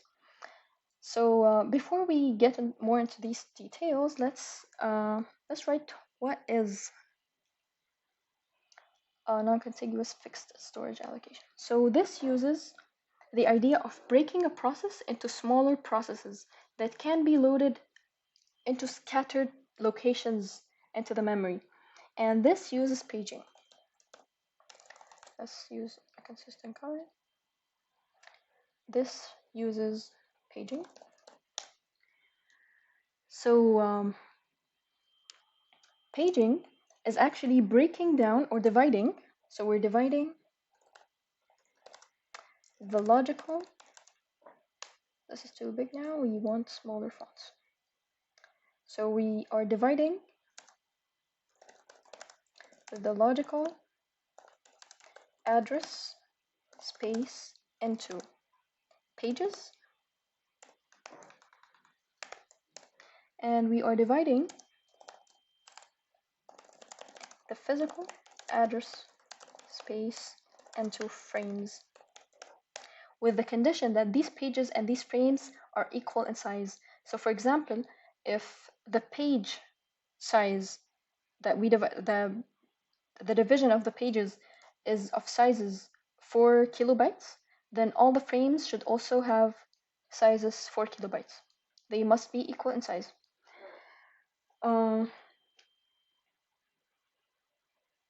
So these pages, so this paging requires two things. It requires a page number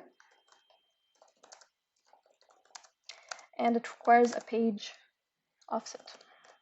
And we will be elaborating more on these two terms when we solve some of the math questions. not math questions, actually the graph questions.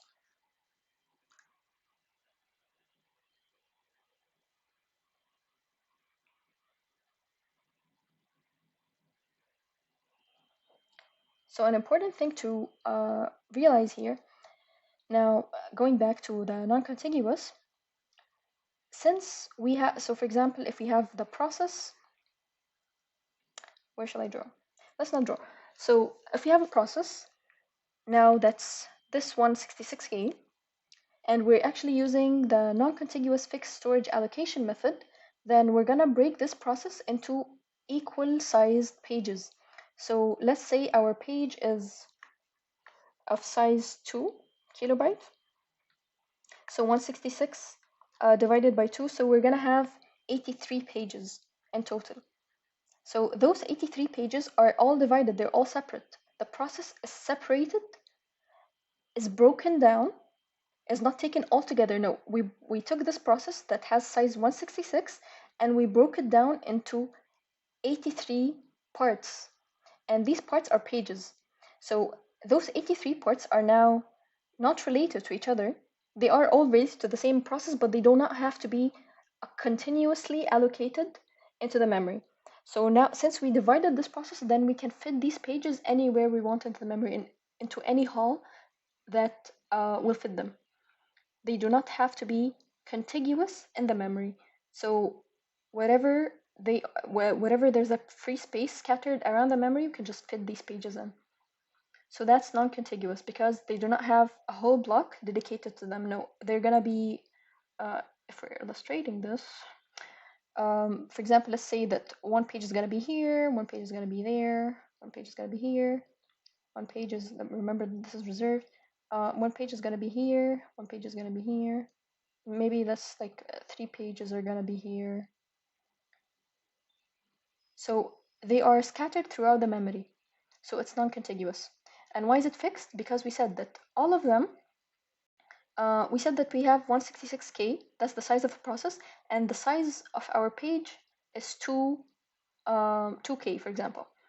So the page size, if the page size is 2K, then the number of pages that we are gonna need are 83. So we're gonna use 83 holes in the memory. And those 83 holes, they all have the same size, which is 2K. That's why it's a fixed size, because 83 holes, each one of them has 2K size, and this 2K size is entirely filled with the page. There's no space in this 2K that's not being used. So that's it for paging. Now let's go into the last problem that we have in this chapter, which is external fragmentation. Now, external fragmentation itself is a problem. Let me try to kind of... Okay, so external fragmentation is a problem, and it's more of a problem than internal fragmentation. So when the operating system is trying to solve this problem, there are two methods being used. The first is compaction. So let me... First solution 1 to the problem of external fragmentation is compaction. And solution 2 is actually paging. So this goes here.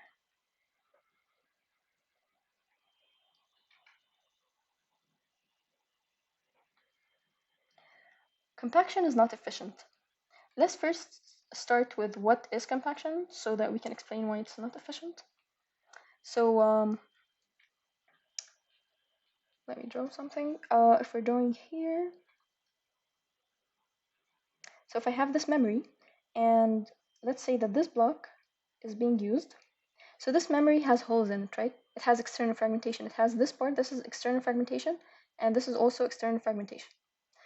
So what compaction is going to try to do is it's gonna shuffle this memory, such that it becomes like this. Let me delete this now. instead of having scattered holes throughout the memory, it's gonna shuffle it so it becomes like this.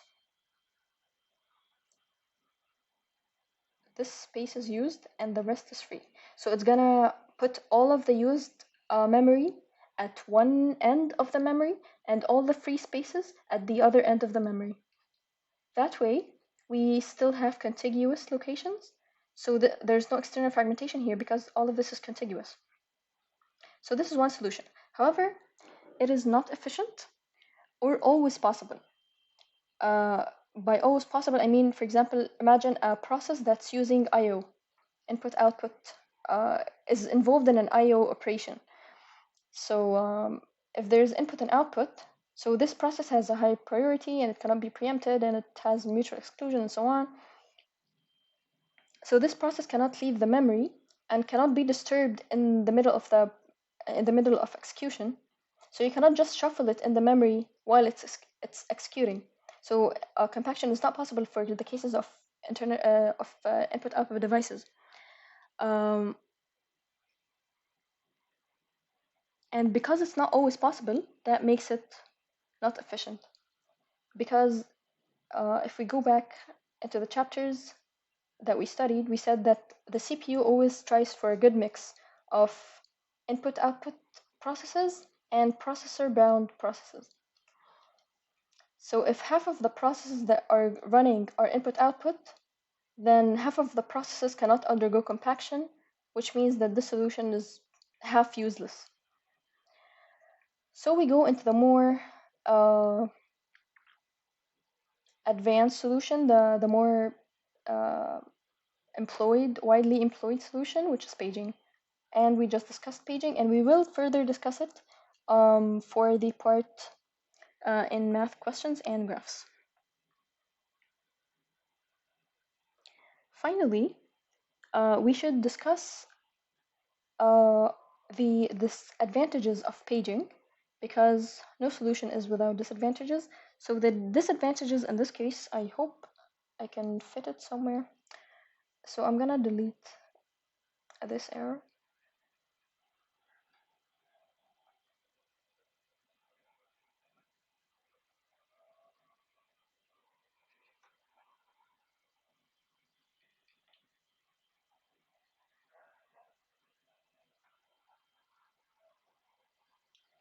So hopefully I can utilize the space. So the disadvantages of paging is that while it is solving the issue of external fragmentation, it is still not eliminating the issue of internal fragmentation. Paging could still cause internal fragmentation. And why is that? Because processes may not perfectly divide over a number of page sizes. So for example, if I have a process that divides over 6 pages, the 6th page may not be fully utilized by the process. I think we need to illustrate an example for that, for clarity. So let's say that we have a process of size 8 kilobytes, and I have pages of size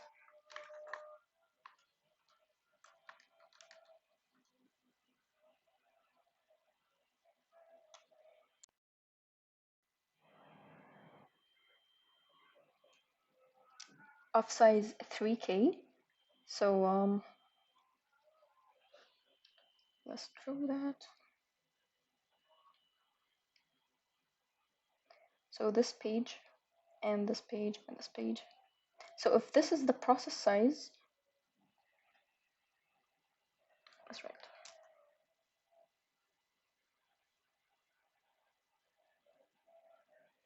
So if this is the process size and the page size is equal to 3K kilobyte. So this is 3 kilobyte, and this is 3 kilobyte, and this is 3 kilobyte. And this is page 1, page 2, page 3. And we have imagine we have 12 pages or something. So this process, since it's 8 kilobytes, then it's gonna require 3 pages. So 2 bytes or 3 bytes are gonna be here. So 8 minus 3, 5 kilobytes left. So we still need here. We're gonna use 3. So 5 minus 3, 2 kilobytes left. So I still need more pages. So I'm gonna use this page. So 2 minus 3. So the thing here is we're gonna use 2 kilobytes of this page only, and then we're gonna have 1 kilobyte not used. This 1 kilobyte that's not used is internal fragmentation. Because we utilized all the 3 kilobytes here, the 8 kilobytes of the process were divided onto 3 pages. 3 kilobytes and 3 kilobytes, that's 6, and then 7, 8. But here it could also fit 1 more kilobyte, which is the 9th kilobyte. But we're not using it because the process size is max 8.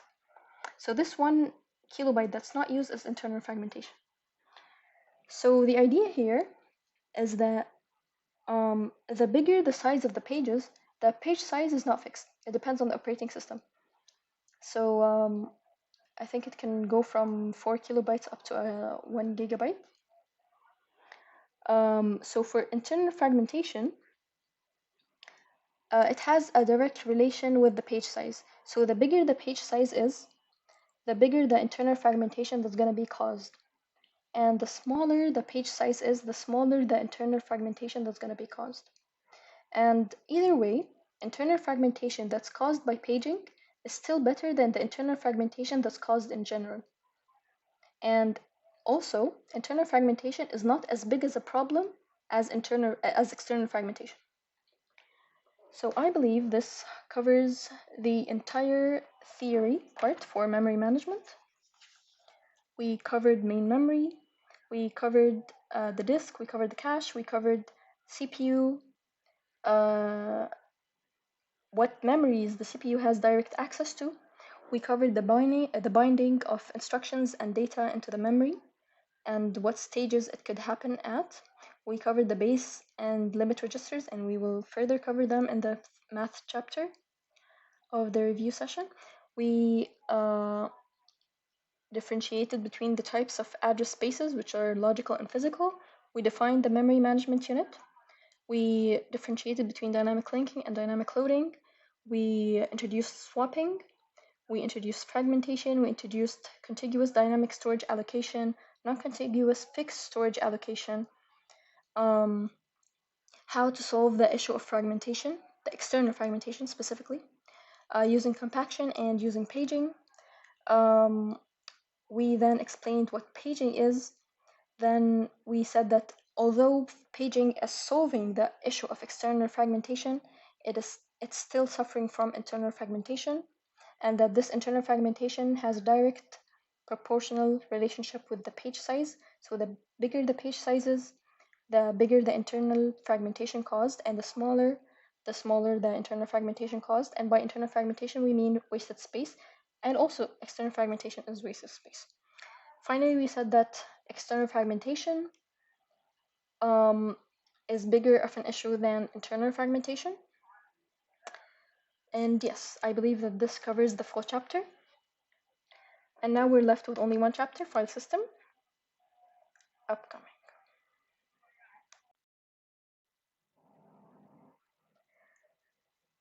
Now we come into the final chapter for the theory section. And this chapter is file systems.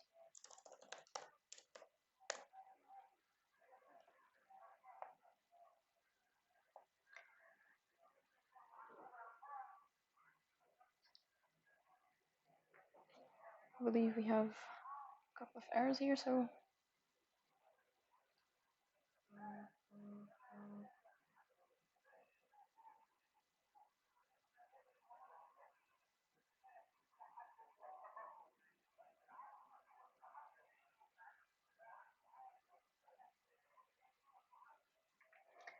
okay. So let's start with what's a file.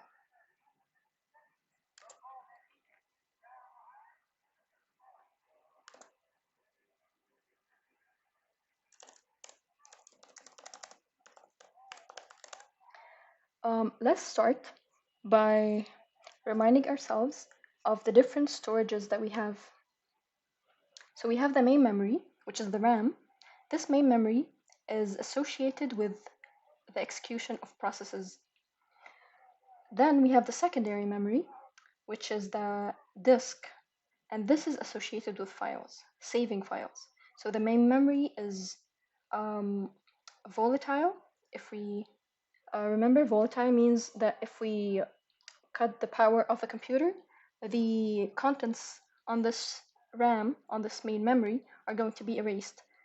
Meanwhile, the secondary memory, which is the disk, is non-volatile, meaning that if we cut the power of the computer, it will not lose the data saved on it. So the file is the smallest unit of data in the secondary storage.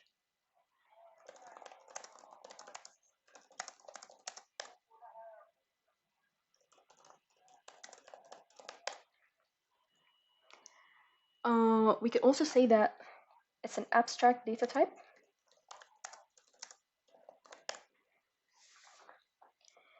And it's an abstract data type because it's a bunch of related information that belong to a certain type. So let's actually write that down. Related info that is related, that belong to a certain type. This type could be, what do we have? Source codes or source files. Let's say source files. They could be text files. They could be execution files, just write exe files, and so on. So that's it for the definition of a file.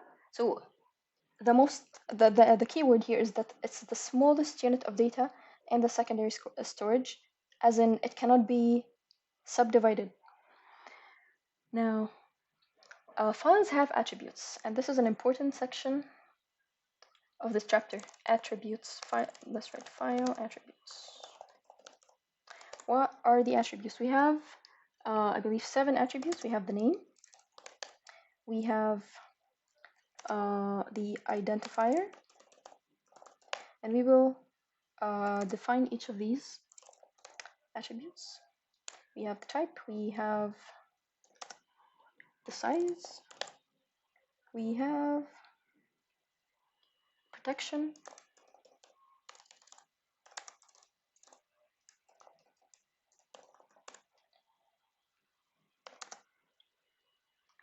time, and user identification. We also have location, and we could also have an extended attribute that's not necessarily to be shown over there. Extended, which is the file checksum. This is some verification information. So what are each of these attributes? For the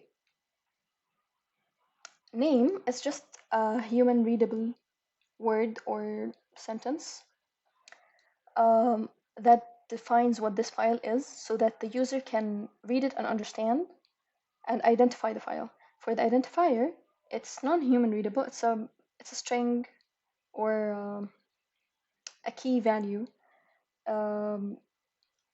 that identifies this file to the operating system. So the identifier does not concern the user in any way. It's just for the operating system to to uniquely identify the files.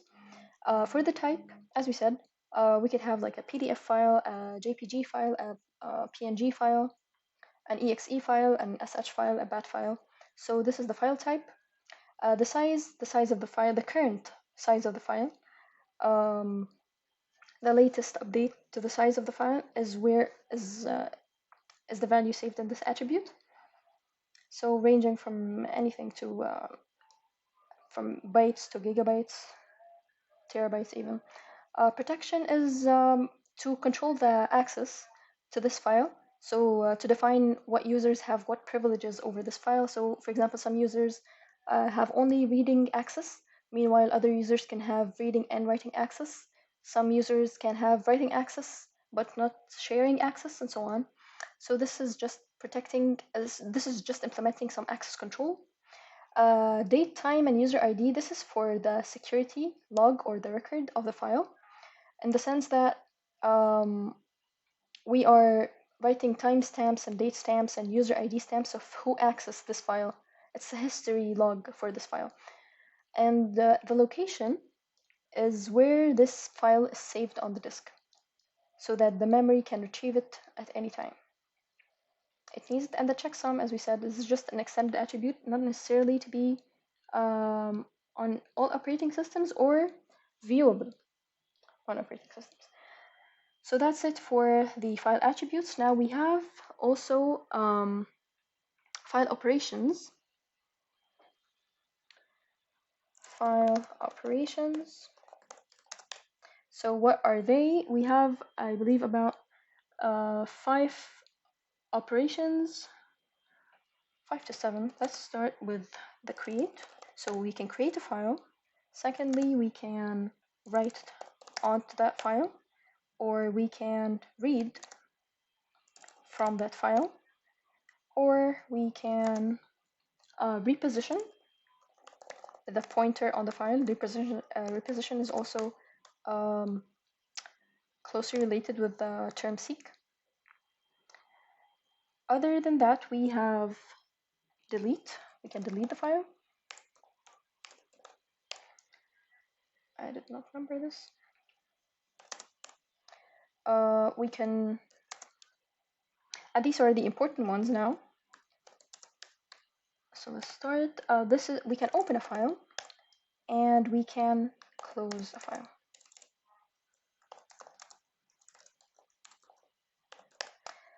So actually, we have the write, read, and reposition cannot happen without the 6th operation, which is open. So we can only write on a file if you open it first, and you can only read from a file if you open it first, and you can also only reposition the pointer on the file if you open it first. So all of these require operation number 6. So let's just write 6 here. Even close, actually, because what are you going to close if it's not open? So also close requires operation number 6 to happen first. So what is open a file? To open a file, you need to do 2 things. First, you need to search the directory for that file, and then you're gonna load that file from the secondary storage to the main storage, to the main memory.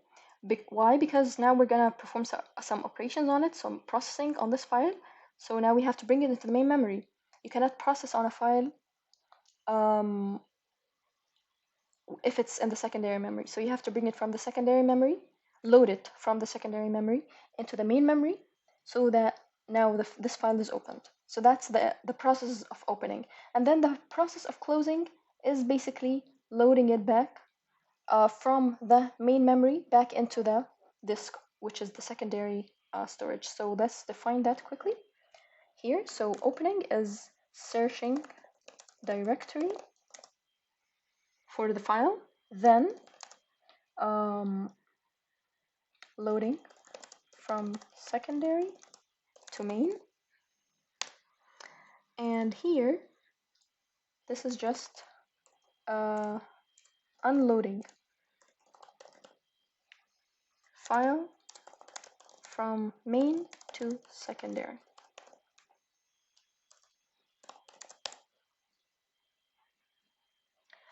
So that's it for file operations. We defined what file operations we have. We defined which of them require an opening procedure first, and which are 4 of them require the opening procedure.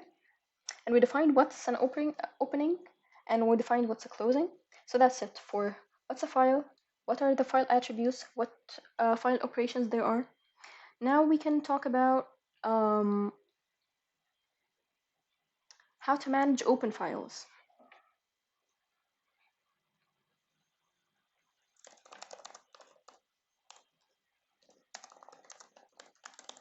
So in order to manage open files, we need 5 things. We need one,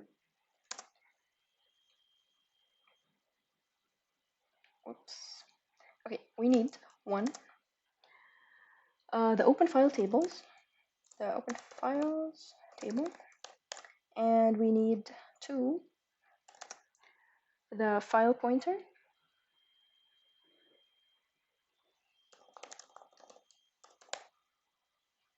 3, we need the file open count,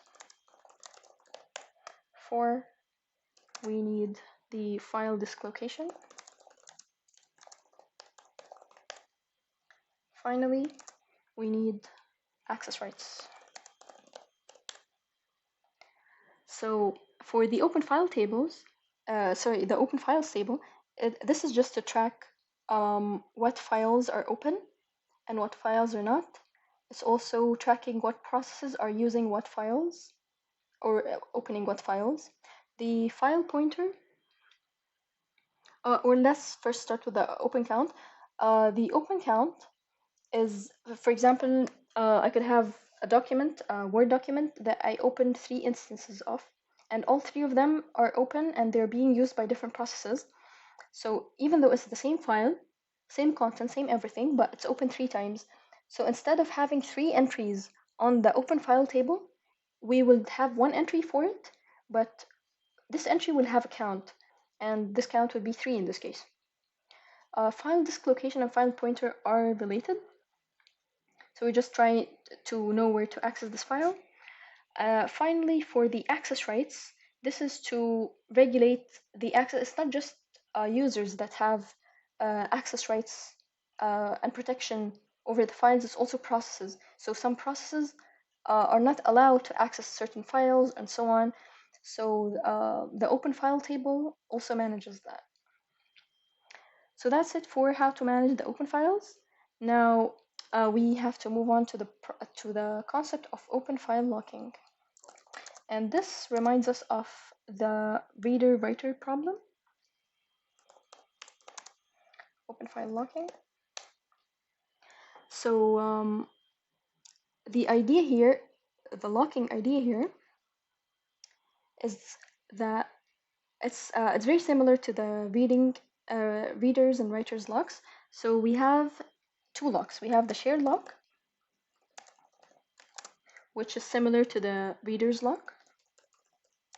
Why is it similar to the reader's lock? Because we said that readers can read at the same time and there would be no disturbance, that's fine.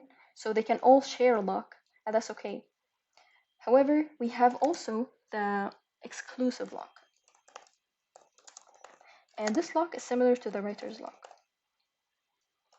Why? Because only one writer can be writing at a time. So when they acquire a lock, no other writer or other reader can be accessing this file at the time. The idea here is that we have different simple system implementations of open files locking. So there are 2 different system implementations. Number 1 is the mandatory, and number 2 is the advisory.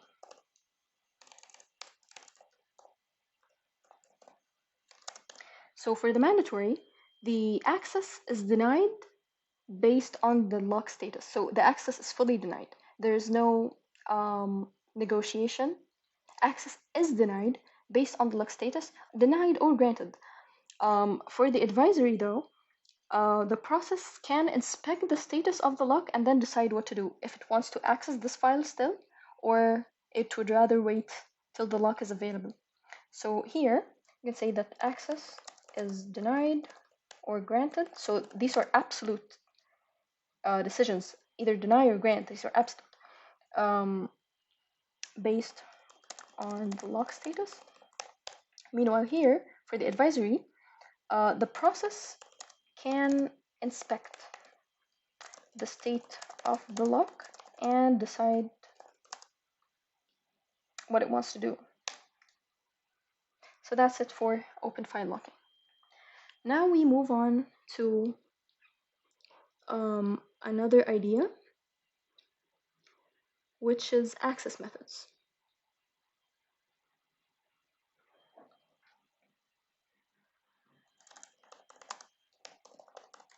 So we have two methods of accessing. We have sequential access, and secondly, we have direct access. So in sequential access, we can even illustrate that. In sequential access, we are using the concept of next. Next, next, next, next. So we start from, let's say, we're traversing the directory. So that's my directory here.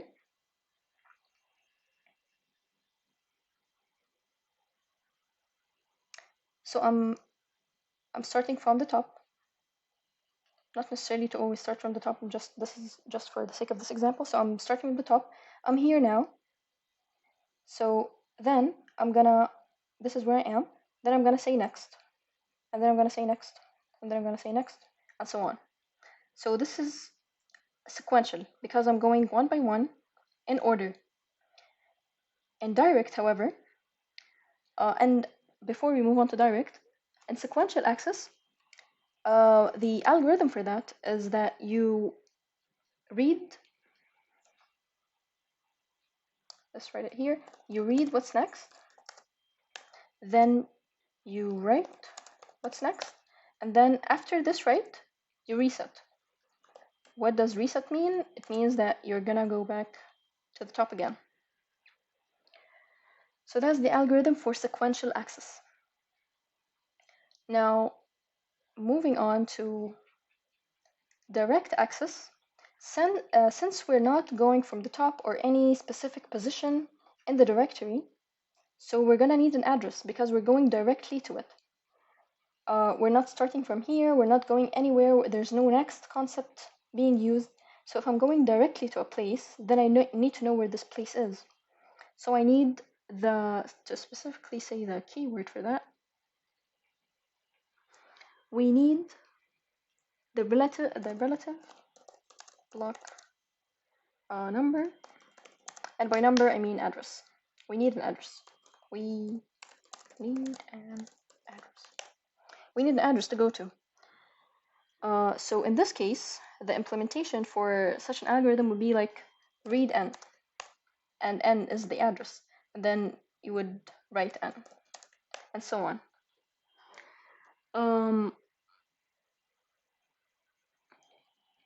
So again, the difference here is that sequential access does not need an address because it's going from the top to the bottom one by one, or from the bottom to the top one by one.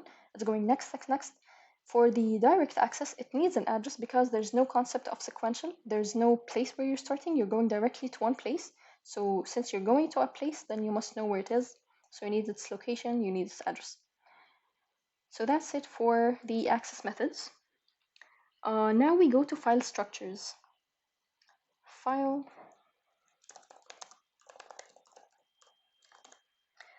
In the file structures, we have three. There can be no file structure whatsoever. There can be a simple record. And finally, there can be a complex file structure. You can find more information about this in the slides. But in general, we have only three file structures. And for examples on each, you can find that in the slides. Now we can go to the directories. So we have already discussed file operations. Now we can discuss directory operations.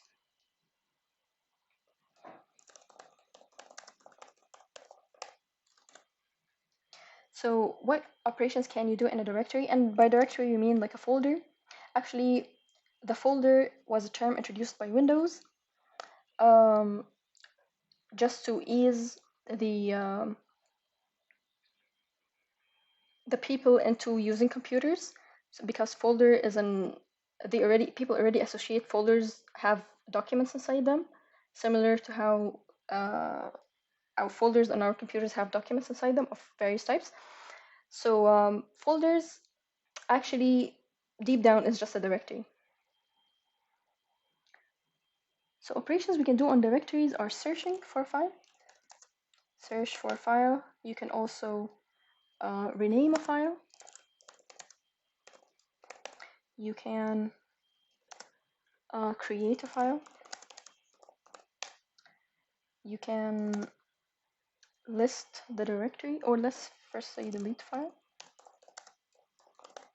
And finally, you can list the directory.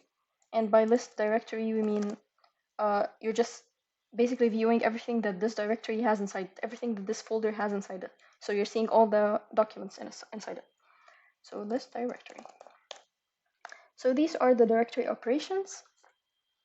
Now we can come to the point of why we need to organize a directory. Why do we need to organize a folder? And never mention the word folder. Let's keep with directory. It's just so that you understand what a directory is. Basically a folder. So a folder has files inside it. We go to the directory first, and the directory will lead us to our files, to the files that we're looking for. So why organize a directory? This will lead to several advantages. First advantage would be efficiency and locating files. Second is convenient naming.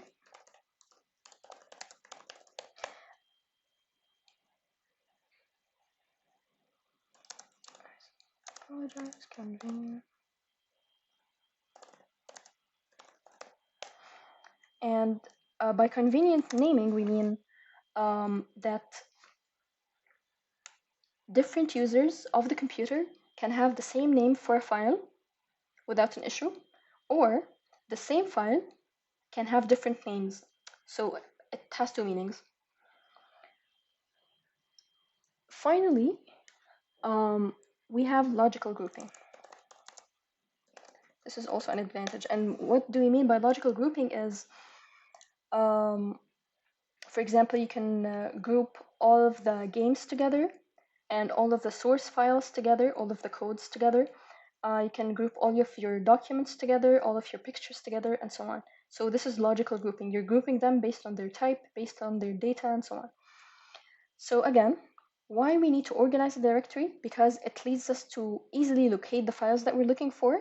It leads to convenient naming for the users. So for example, if we have multiple users with multiple accounts on the computer, then each of them can have the same name for a file, and that would be okay. If the directory was not organized, then they cannot have the same name for the file. And another advantage regarding convenient naming is that the same file can have multiple copies, and these multiple copies each can have a different name, and that will be okay because your directory is organized. And finally, we said logical grouping: have all the games together, have all the codes together, have all the documents together, all the pictures together, and so on. Now we move on to directory structures.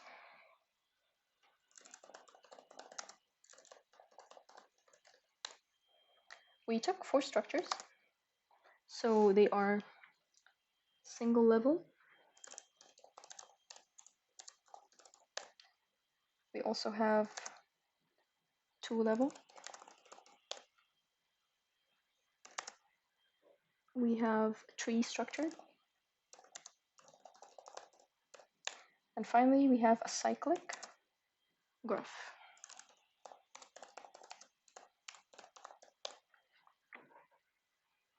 Each of these structures, so why do we have directory structures? Because structures are what gonna organize a directory, and we just took what the advantages of organizing a directory are. So these advantages are why we need structures. So it's like this leads us to this. Since we need organization, then we need structures. And these structures, they're various, and each of these structures has its own advantages and disadvantages.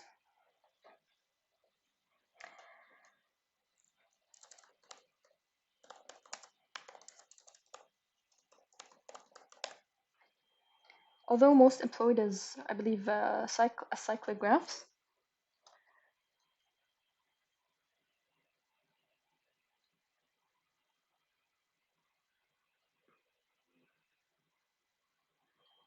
So to quickly go over the directory structures, the single level, we can also view them from the slides later.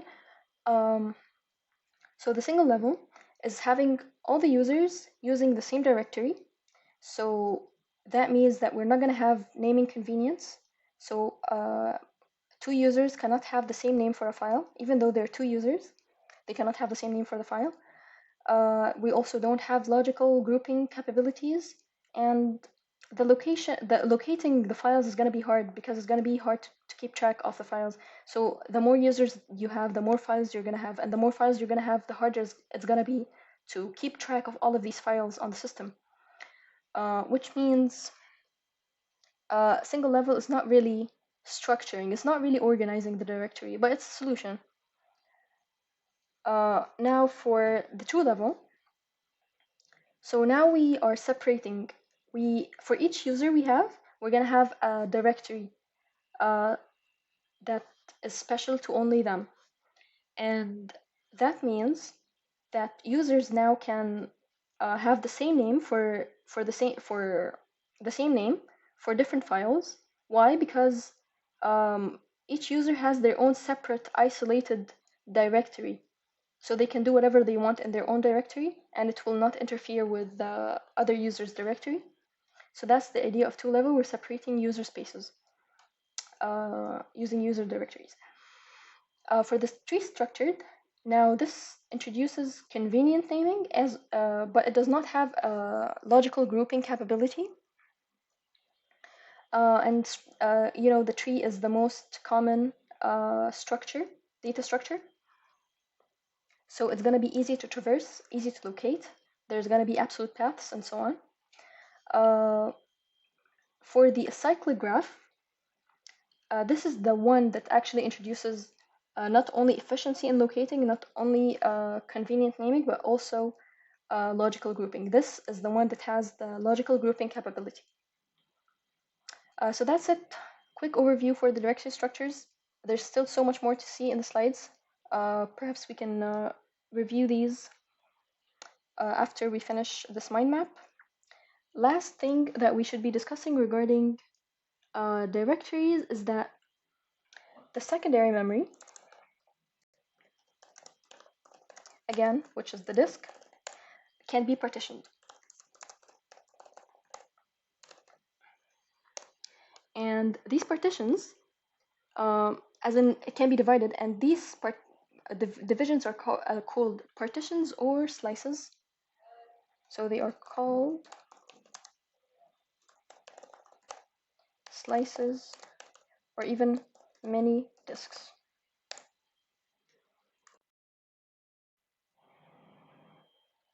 So if we are to illustrate that, it's not going to be enough space, but let's work with it. So I have this disk.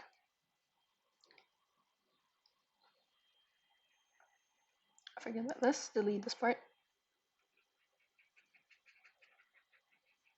Okay, so we have this disk right here, this secondary memory. So this is all one disk, and this disk is called, like C, like our C disks on our computers. So I partitioned this disk into two partitions. So I have here partition. Let's name these properly. So this is disk, and this is partition A, and this is partition B. And inside each of these partitions, we have parts. So the first part, so we always have it looking like this. the upper part is the directory. Also here, the upper part is the directory. And the second part is the files. So the idea here is that each partition will have a directory and files. Directory and files. So this is one disk. It has two partitions, this and this. So to separate them, so this is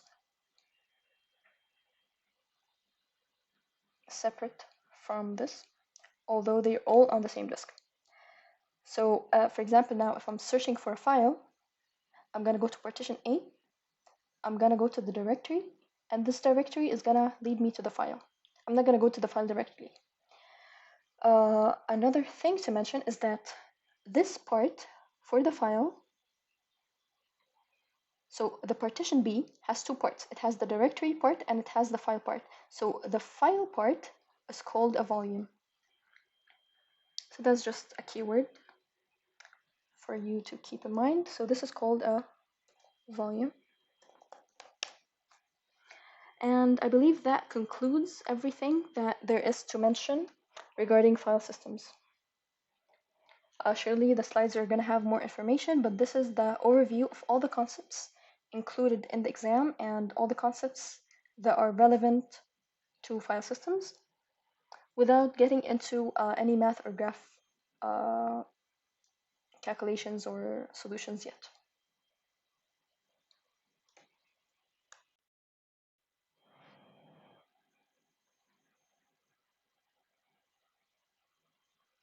So now to review what we've taken in the last two chapters, we have discussed what base and limit registers are, how to map from logical to physical addresses, three types of binding, compile, load, and execution time, a logical and physical address space, memory management unit, which is a hardware, how is it used, how it works.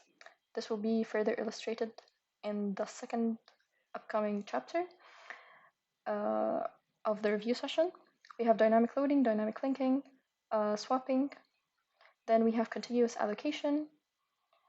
We also have non-contiguous allocation and the three allocation methods of contiguous allocation, which are first fit, best fit, and worst fit. And finally, we have which of them is better than the other. We have said that first fit is the fastest, while worst fit produces the biggest fragments, and best fit produces the smallest fragments. What is external and internal fragmentation? This has also been covered. Non-contiguous, as we just mentioned. Paging, which is a solution to external fragmentation, but not a solution to internal fragmentation. Math questions will be covered, and then we have the terms. Finally, for the file systems we just covered, we have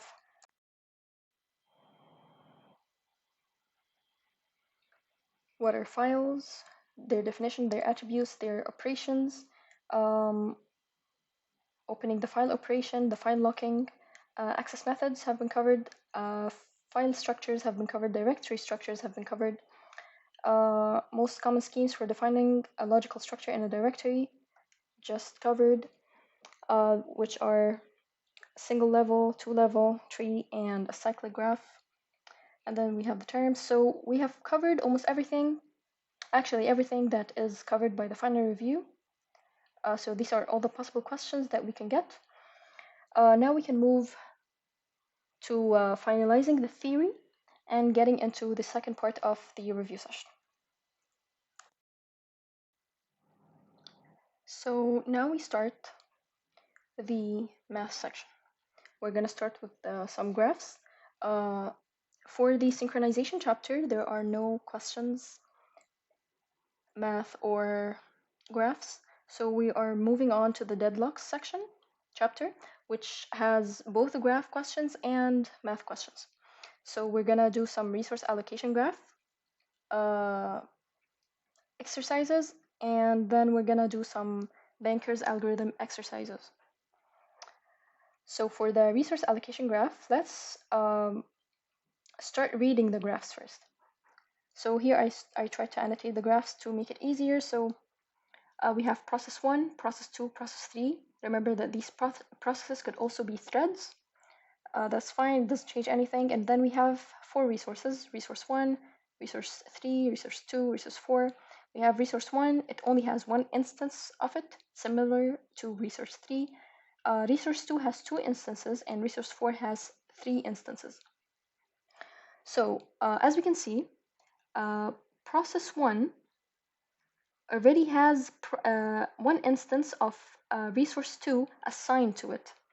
And resource 2 is another instance of resource 2 is also assigned to process 2. So because this is an assignment edge. Why? Because it's going from the resource to the process. And now there's an arrow going from the process to the resource, which means it's requesting. So process 1 is requesting resource 1. But resource 1 is already assigned to process 2, which is requesting requesting resource 3, which is assigned to process 3. And then we have this just resource dangling here. Nothing is happening with relation to it.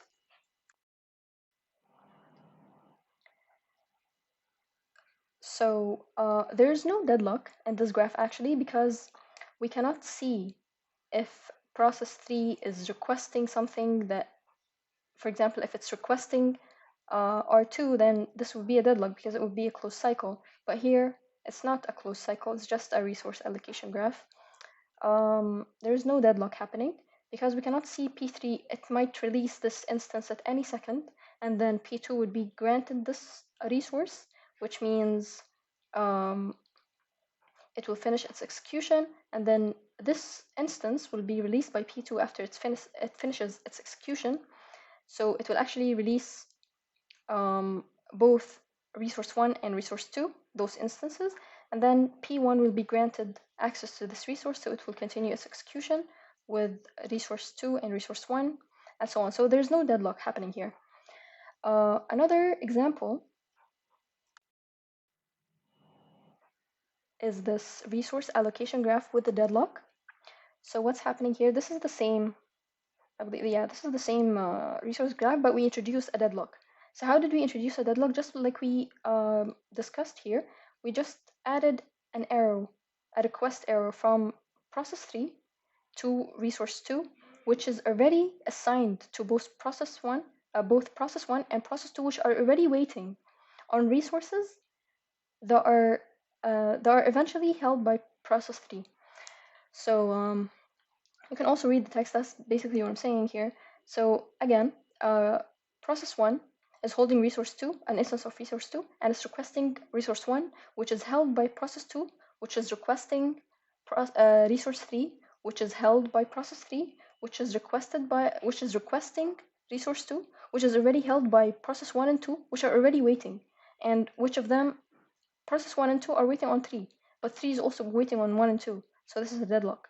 It's a cycle. We can see it's a closed cycle. When we started reading from here, and we ended up here. So it's a cycle. Again, resource 2 is taken by process 1 and process 2.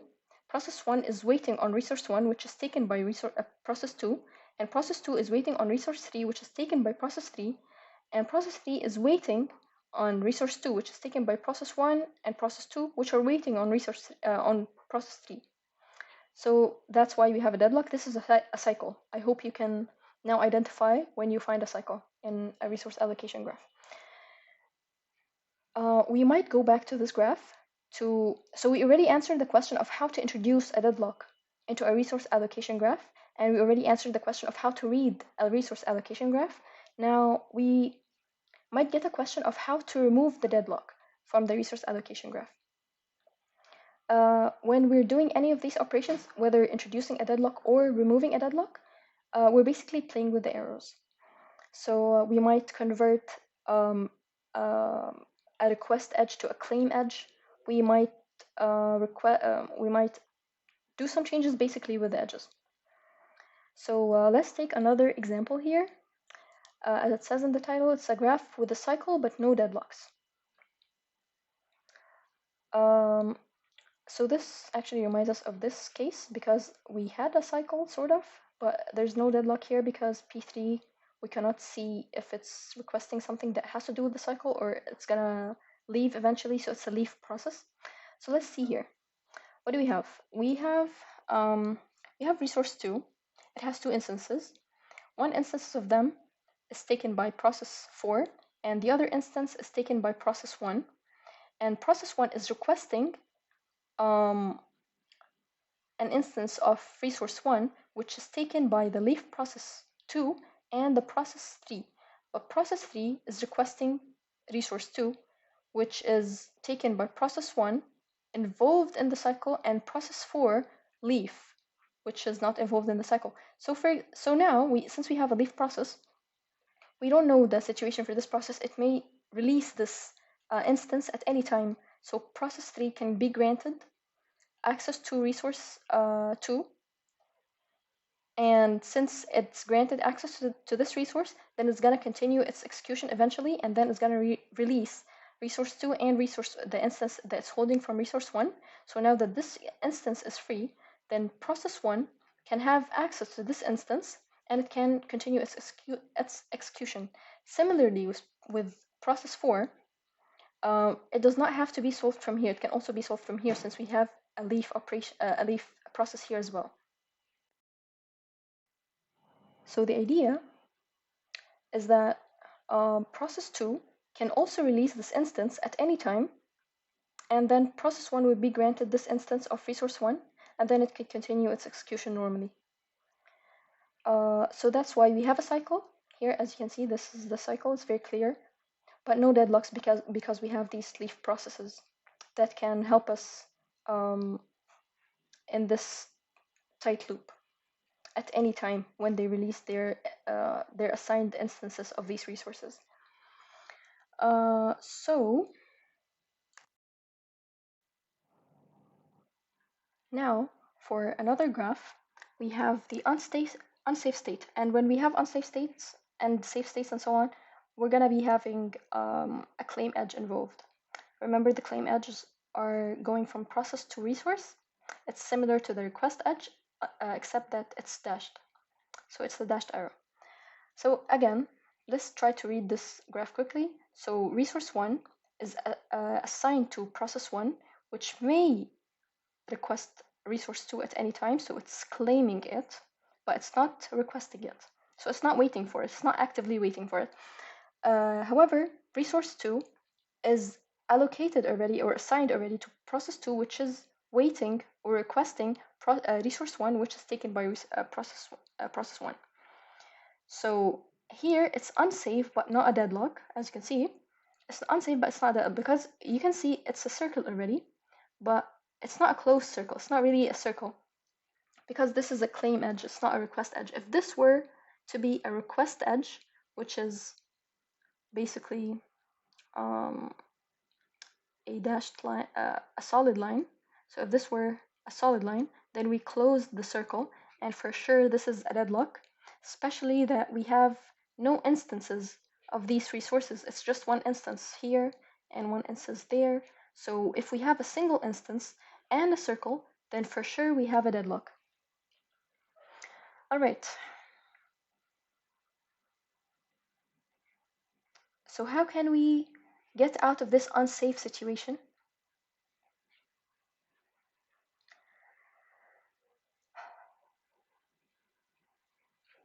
So again, let's read this graph first to understand the situation. So resource 1 is allocated to process 1, which may request resource 2, and process 2 is waiting on resource 1, which is given to process 1, and process 2 may also request resource 2. Here we don't have a deadlock, and again, we have a single instance of each resources here. Since you don't see any blocks inside of these resources, then you can just safely assume that they have only one instances each.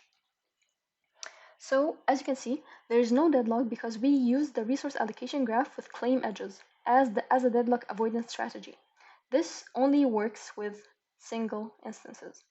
However, as we discussed in the theory section, if we have multiple instances of a resource, then the resource allocation graph is not enough, as a deadlock avoidance strategy, and we're going to have to implement the banker's algorithm.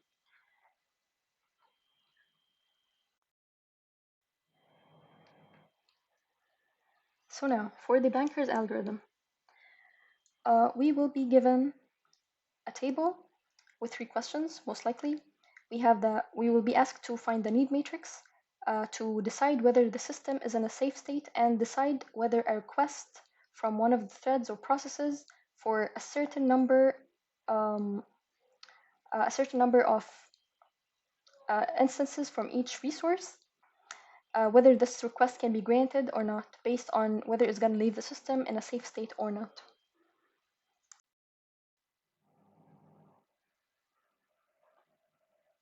So let's start by knowing what will be given to us in the exam and what we will have to do, and also to read what's given to us to understand what we're dealing with. So this part of the table is what we are going to be given. Okay, let me just use the lines instead. Okay, so this part of the table is what we're going to be given.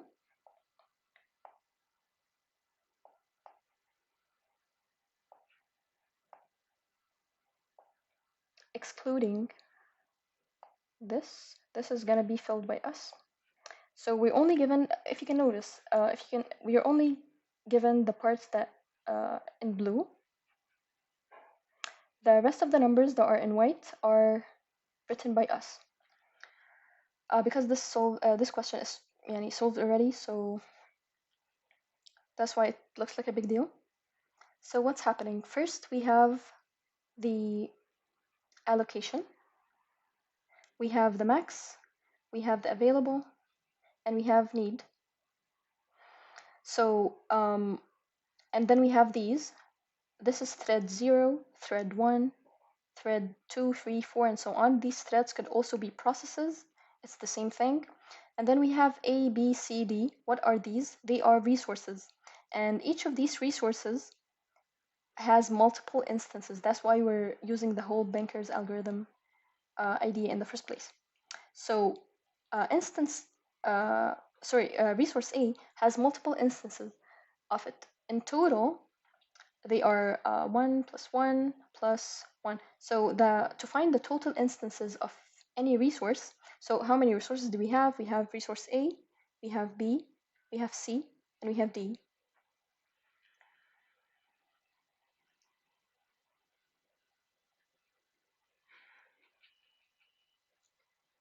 Again, we have A, B, C, and D. How to find their total instances? So each of these is a resource.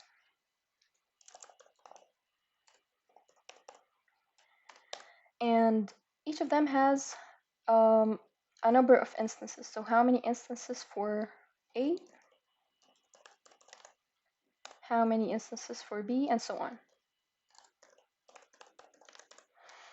So to calculate these instances, we have to sum the allocation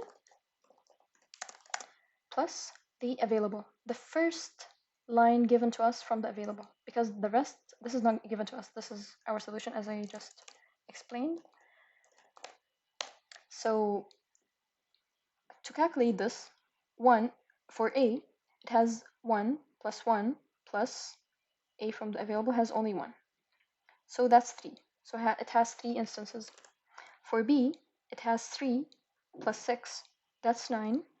And B from the available here has 5. So 10, 11, 12, 13, 14. So B has a total of 14 instances. For example, for C, you can also pull up the calculator.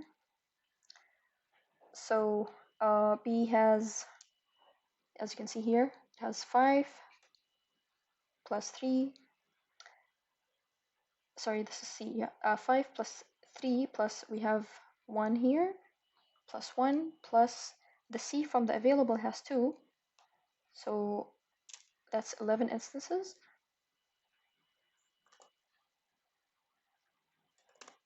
And for D, we have 2 plus 4 plus 2 plus 4. So let's start again. 2 plus 4 plus 2 plus 4. And D from the available is 0. So nothing here, so that's 12 instances.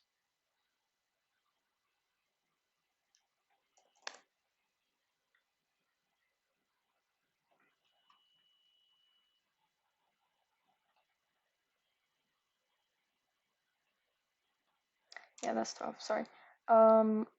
So for C, it's 12. We just missed to calculate one of the numbers because it's 1 plus 5 plus 3 plus 1 plus 2. So here, as you can see, it's 12. And the relevance of how many instances for each resource are available to us is gonna come in handy later on in the calculation. So again, what we're doing, we want to fill the need matrix. So the need matrix, it has a formula, as you can see, it's here. The need is equal to the max minus allocation. So to fill this matrix, this is empty. We are supposed to be filling it from scratch. So it's equal to the max minus allocation. Between them is a minus. Max minus allocation. Okay, so for each instance, for each resource on its own. So for now, let's fill for A. The max 0 minus 0 is 0. That's fine. And then here we have 1 minus 1, that's 0.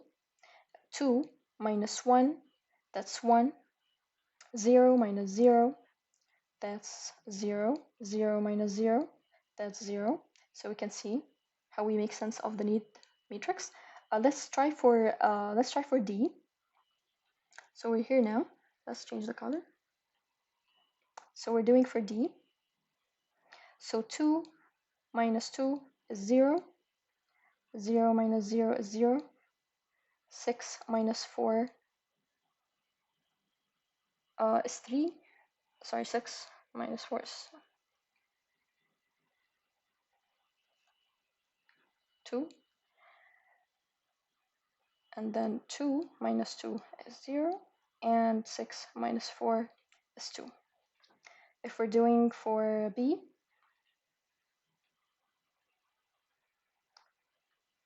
we can start counting. So 0 minus 0 is 0. 7 minus 0 is 7. 3 minus 3 is 0. 6 minus 6 is 0. And 6 minus 0 is 6. And so on. So we filled the need matrix. Now that it's filled, we have to start deciding whether this system is in a safe state or not. Based on this need matrix that we've just found, we're gonna have to fill the available matrix now.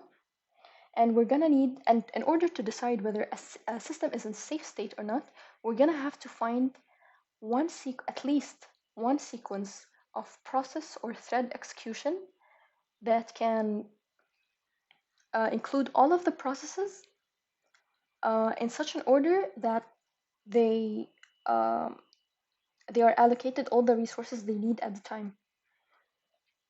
So based on their need and the max. So let's delete all of that.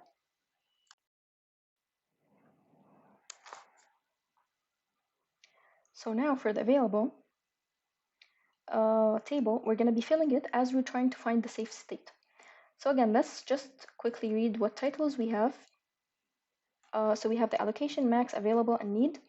Allocation means how many instances of each of these resources is already allocated to each of these threads. So for example, for thread 0, it has 0 instances of A allocated to it, 0 instances of B allocated to it, 1 instance of C allocated to it, and 2 instances of D allocated to it. For the max, it means how many how many instances of each of these resources it can need max. So this is like the claim. So it of resource A, it can need a max of it could require a max of 0 instances, of B a 0, so it would never need these resources. Of C, it could require a max of 1, and of D, it could require a max of 1. Which we can see that thread 1 has maximized its allocation already because it's already used the max that it could possibly request. for the available is how many instances of these resources are available after all of these allocations have happened. How many instances do we still have left after we have given one? Let's delete all of that. After we've given one of A to thread 1 and one of A to thread 2, we still have one thread of A left in the pool of available instances of each of these resources. So for example, again, if after we've given one instance of C to thread 0 and 5 instances of C to thread 2 and 3 instances of C to thread 3 and 1 instance of C to thread 4, we still have 2 instances of C available, used by no thread. They're just available in the available pool of the computer. Okay, so we defined what an allocation is. We defined what max is and available, which these are held by no threads or resources. And finally, the need. So what it wants to request.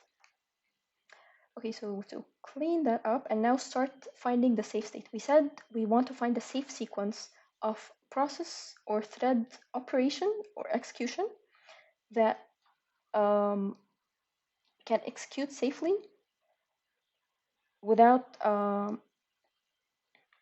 any illegal allocations. So let's start.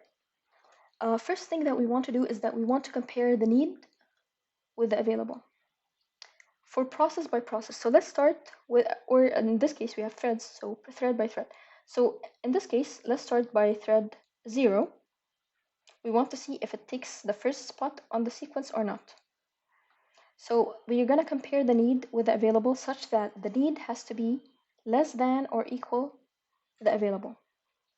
So is 0 less than or equal 1? Yes. Is 0 less than or equal 5? Yes. Is 0 less than or equal 2? Yes. Is 0 less than or equal 0? Yes. So T0 can be allowed a spot, the first spot of the safety sequence. And then this is just a comma, so we can accommodate more threads. Before, however, we start comparing the next need of process of thread number 1, this is just finished. So we allow T0 to execute. Since we allowed it to execute, then after its execution, it's going to release those resources that it was allocated, which means that it's going to release this one instance of C and these 2 instances of D. So these, after they are released, they're going to go back where? They're going to go back to the available pool. So we're going to add them to the old available. So we're going to have a new value for the available. So 0 plus 1 is 1, and 0 plus 5 is 5, 1 plus 2 is 3, and 2 plus 0 is 2. So to clear that up, we can see here that we have added, since we allowed T0 a spot on our safety sequence, then we're going to take its allocation, add it to the old available, and now we have a new value for the available. So now we're focusing on this. And this is what we're going to compare the next need to. So now we're going to try to test for T1. So we're going to compare its need, digit by digit. So for resource A, 0 is less than 1, yes. 7 is less than 5, no, it's not. So this is illegal. So we're not going to be able to allow T1 a spot on the second spot on our safety sequence here. So that means we're going to skip T1 for now. Let's write skip next to it. We're going to skip it for now and come back to it at the end when we have tested for all of these threads. Okay, so let's now test for T2, which is the second thread. Let's test its need against the latest available that we had. So 1 is less than or equal 1, yes. 0 is less than or equal 5, yes. 0 is less than or equal 3, yes. 2 is less than or equal 2, yes. So T2 is allowed a spot on our safety sequence. And now that we've allowed it a spot, it means that it has executed. And since it has executed, then it finished, and its allocation is going to go back to the available pool. It's going to release all of these resources that it was holding. So this is going to be added to the available. What available did we have at the very end? It was this. So now 1, let's change the color. So 1 plus 1 is 2, as you can see here. 3 plus 5 is 8. 5 plus 3 is 8. 4 plus 2 is 6. So now we are dealing with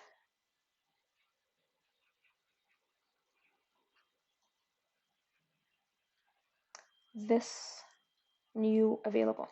So this new available is what we're going to be comparing our needs next to. So we just finished T2. So now we're going to compare T3.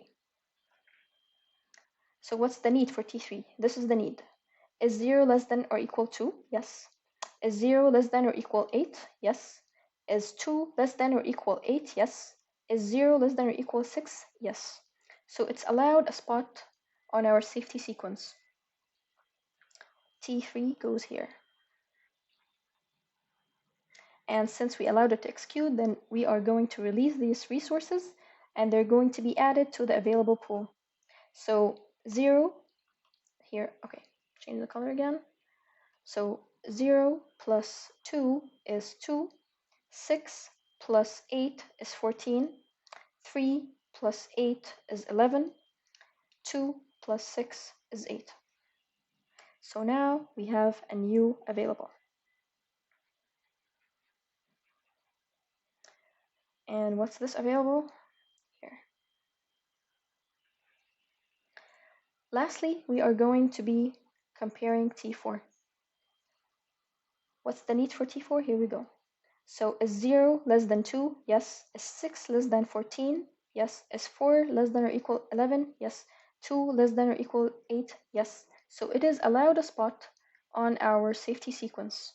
So here goes T4.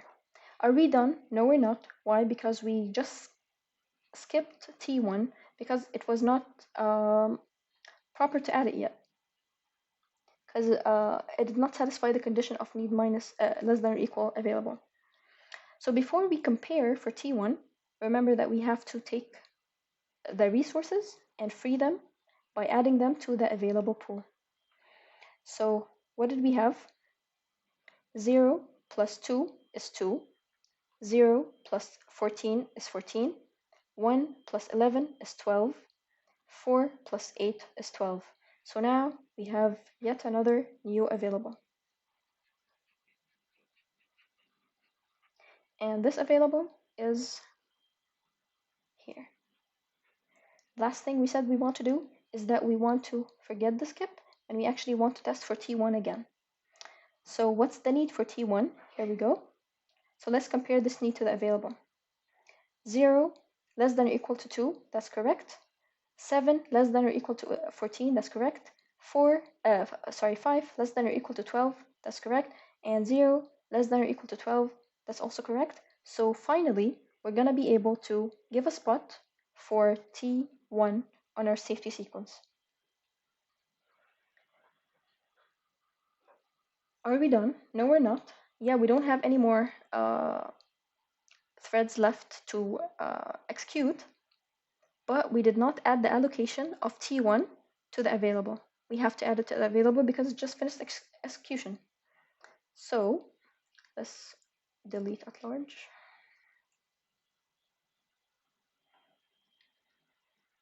Okay. So now we have the resources that were allocated to T1. We're going to have to add them to the latest available that we were comparing against.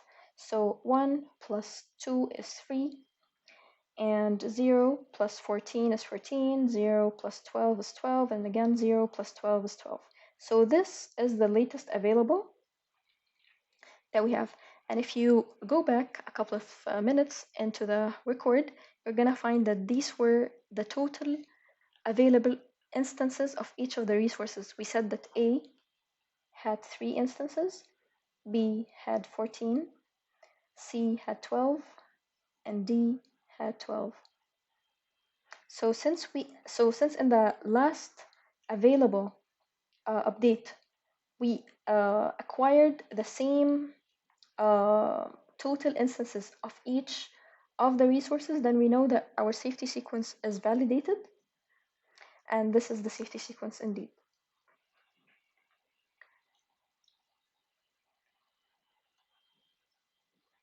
Now, moving on to the last question, which is if a request from thread T1 arrives for 0420, can it be granted or not? So let's write down the request 0, 4, 2, and 0. And it's going it's coming from thread 1. So what we're gonna do is that we're gonna simulate that the CPU is gonna simulate that it has actually granted this access, this request. So it granted this request and it's gonna re-implement the entire banker's algorithm again. After it is re-implemented it's gonna try to find a safe sequence again. If it can't find a safe sequence, that means that this request is going to leave the system in a safe state, which means that we can grant this request actually this time. So we're gonna leave the simulation phase and we're gonna actually grant this request since the simulation proved that this request is gonna continue to leave the system in a safe state. So let's see if this request is actually going to leave the system in a safe state or not. So the first thing that we're gonna do is that we're gonna take this request and we're gonna add it to the allocation because we said we are simulating the entire situation. So we're gonna add it to the old allocation of T1. So the old allocation of T1 was 1, 0, 0, 0. So it's gonna be 0 plus 1, that's 1, here goes. And 4 plus 0, so it's 4 here. 2 plus 0 is 2 here. And 0 plus 0 is 0 here. So what did we just do? We added the new request that we're trying to simulate to the old allocation. So now we have a new allocation for T1. Is this the end of it? No. We're also going to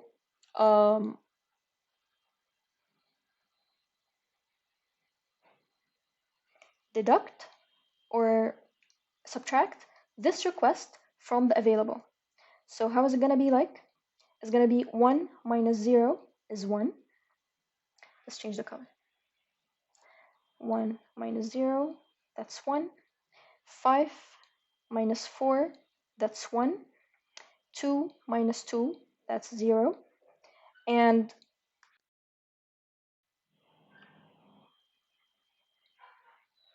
finally, 0 minus 0 is 0. So what did we update again? As you can see it here, the only things highlighted in this table are the things that just got updated. Now we have another thing to do, which is to also subtract the request from the need, which is the latest update here. These are all the updates that we need to do to the table before we go on and find, we don't have to find the need matrix because the need matrix is the same. Okay, let's highlight that first. As you can see that the need matrix here is the same exact thing, and also at the top part it's the same exact thing. The only thing that changed was just the entry for T1, which is making this request that we're simulating. So the only thing that we need to change is the need. Then we can go ahead and start to find the available because it's going to be very different. So do not assume that just because the need matrix was the same that the available is going to be the same. The available is going to change drastically as we simulate this new request. So let's do the last change to the need before we move on with trying to find a safe sequence. So again, let's remove all of that. So how do you update the need? We are going to update it such that 0, okay, let's also delete that.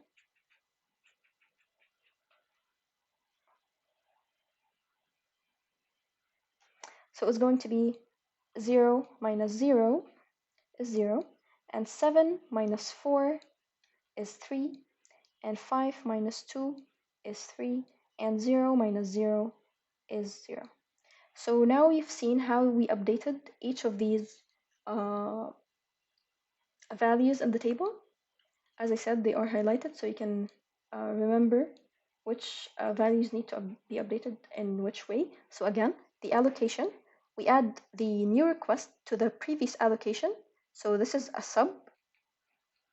this is a sum, and here this is a subtract, and this is a subtract. We're subtracting we're subtracting the request from the old available, and then we're also subtracting the request from the old need. After these changes have been done, we can start trying to search for a safe sequence. So let's go ahead here and try to, let's open the sequence. So we initialize the sequence. Now let's start testing. Again, T0, it has need. We're going to have to compare the need with the available such that the need has to be less than or equal to the available. Okay, so 0 less than 1, that's true. 0 less than 1, that's true. 0 less than or equal 0, yes. 0 less than or equal 0, yes. So T0 is allowed a spot on our safety sequence. Before we move on with testing for T1, we have to add these allocations to the available pool to obtain the new available. So 0 plus 1 is 1. 0 plus 1 is 1. 1 plus 0 is 1. 2 plus 0 is 2. So now we have this new available to work with. Now we're going to compare this need to this new available. So is 0 less than 1? Yes. Is 3 less than 1?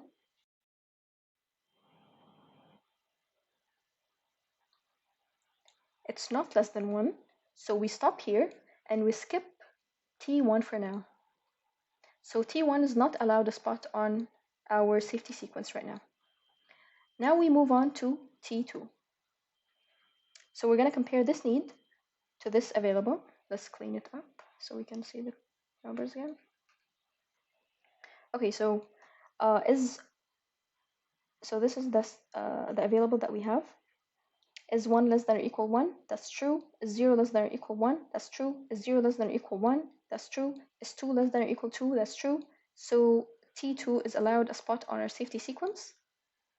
So we are gonna now add these allocations to the available pool, and we're gonna obtain this new available. So 1 plus 1, that's 2. 3 plus 1, that's 4. 5 plus 1, that's 6. And 4 plus 2, that's 6. So as you can see here,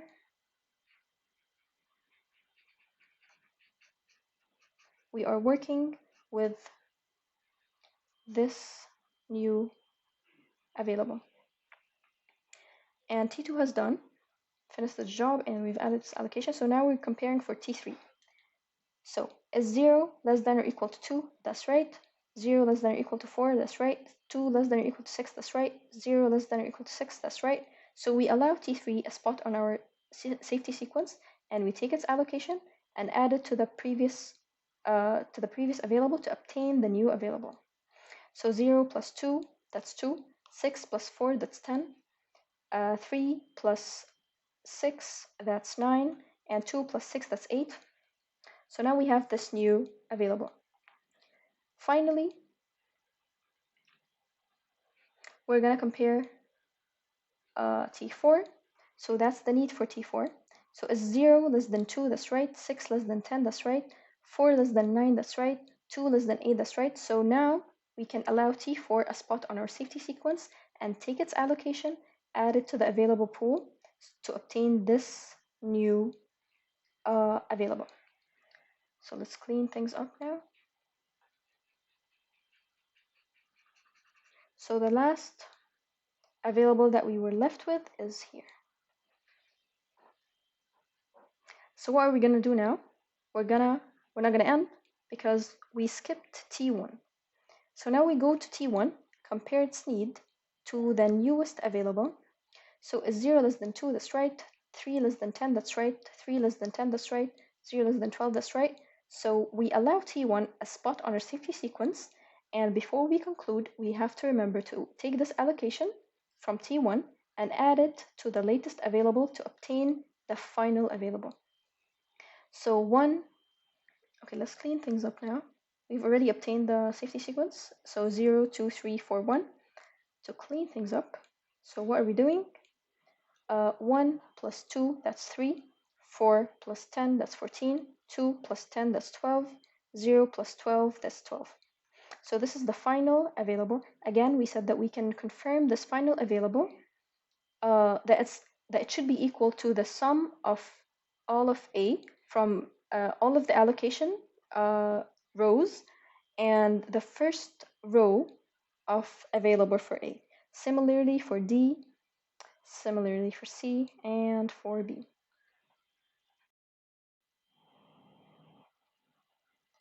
So now that we've managed to obtain a safety sequence, and we've validated that it is correct because the sum of the final available is actually equal to the sum of the how many instances of each resource we have. Now that we have a safety sequence, that means the system can be left in a safe state after this request is granted, which means that we can grant this request.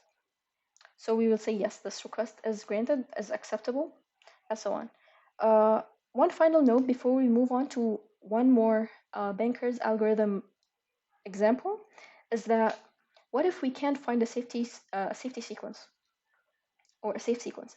In this case, it means that the system cannot be left in a safe state, and we cannot grant this request. And even here, when we were trying to determine in general if this system is in a safe state or not, if we couldn't find a safety sequence in the beginning before granting any requests, if we couldn't find a safety sequence, that means the system is not even in a safe state, which means the system will is probably in a deadlock, or possibly will enter a deadlock state.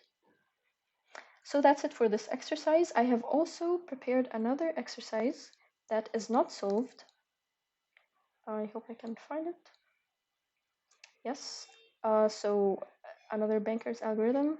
So this is not solved. I hope we can just go through it. So let's start. First, we said we need three things. We are gonna test for the need. We're gonna solve the need matrix. So let me get. So we're gonna do the need matrix, and then we're gonna do a safe sequence, and we're gonna see if it's asking for any requests that can be granted or not. So let's add a table here for the need. Let's extend these rows.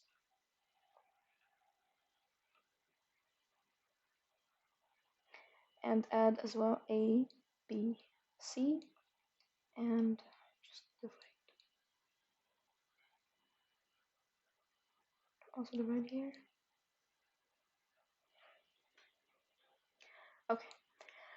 Now to get the need, as we said, it's max minus allocation. Let's write that somewhere. So it's equal to max minus allocation. So 7 minus 0, that's 7. 5 minus 1, that's 4. 3 minus 0, that's 3. Then here, 3 minus 2, that's 1. 2 minus 0, 2 minus 0, that's 2. 2 again minus 0, that's 2. 9 minus 3, that's 6. And 0 minus 0, that's 0.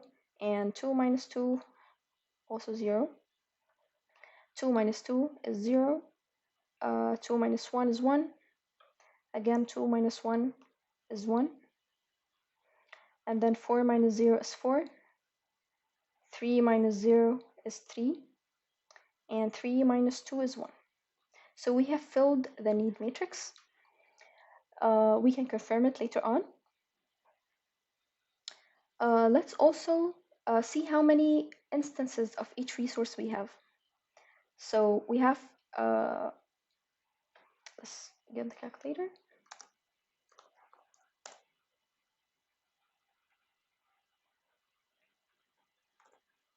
So for A, we have 2.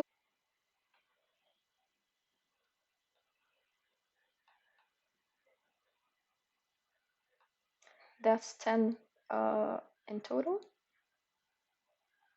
10 instances of A. It's not clear.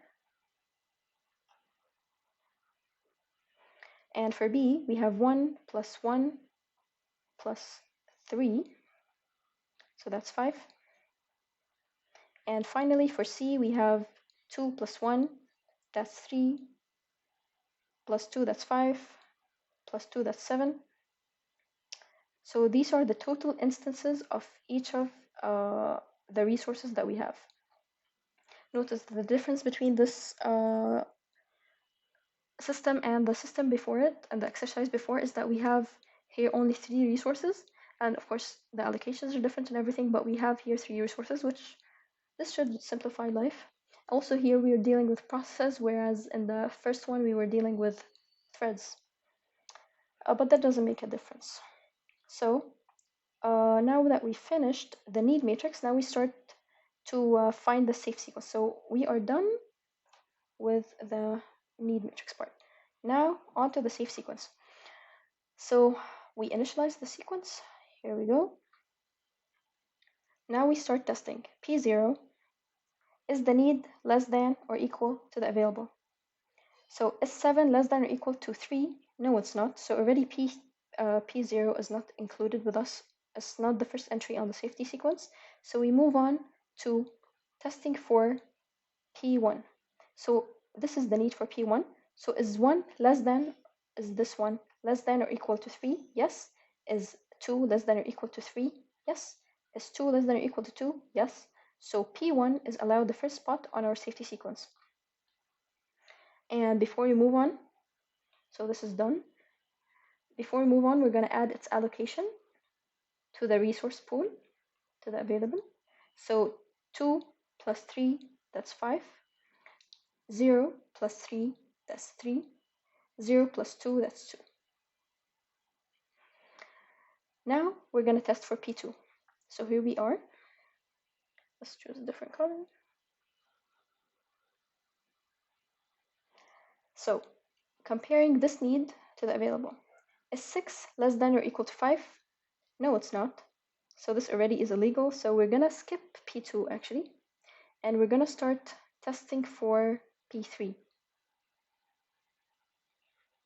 So is 0 less than or equal to 5? Yes, it is. Is 1 less than or equal to 3? Yes.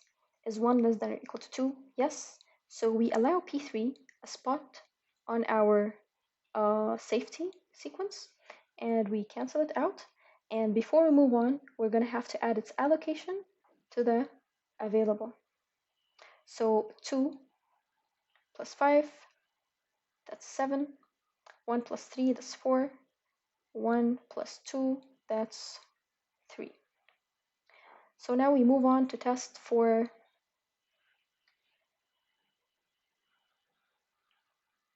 P4, its need against the available. So is 4 less than 5, less than 7? Yes. Is 3 less than 4? Yes. Is 1 less than 3? Yes. So we are gonna allow P4 a spot on our safety sequence, and we're gonna cancel it out, and we're gonna take its allocation, add it to the latest available. So it's gonna be 0 plus 7, that's 7. 0 plus 4, that's 4. 2 plus 3, that's 5. So that's the latest available that we have. Now, are we done yet? No, we're not. We skipped P0 and P2, so let's test for them again. So let's pick a different color. P0, 7, 4, 3. Is 7 less than or equal to 7? Yes. Is 4 less than or equal to 4? Yes. Is 3 less than or equal to 5? Yes. So P0 finally takes a spot on the safe sequence, and we can now free its allocation and add it to the available. So 0 plus 7 is 7. 1 plus 4 is 5. 0 plus 5 is another 5. So we have finished P0. We're not done yet. We still have to test for the skipped P2. So now we test here again. So is 6 less than, let's change the color. Is 6 less than 7? Yes. Is 0 less than 5? Yes. Is 0 less than 5? Yes. So P2 finally takes a spot on the safe sequence. And before we finalize, we have to add its allocation to the available pool. So 3 plus 7, that's 10. And then we have 0 plus 5, that's 5. And we have 2 plus 5, that's 7. And that's the final available that we have. How do we validate this safety sequence? Is it correct? Is it not? One way to validate it is to compare this value with the total instances that we calculated for each of these resources at the beginning, which was here. 10, 10, 5, 5, 7, 7. So this safe sequence is validated. And that's it for this part of the question. Let's check if there is a request down there to be granted. And you can also save this frame so we can check down if these numbers are actually correct. Let's at least remember the safe sequence because that's 13402. 13402. Okay. 13402. Yes, the safe sequence is 13402. So that automatically means that our need matrix was correct and everything. All right. Yes, we have a request.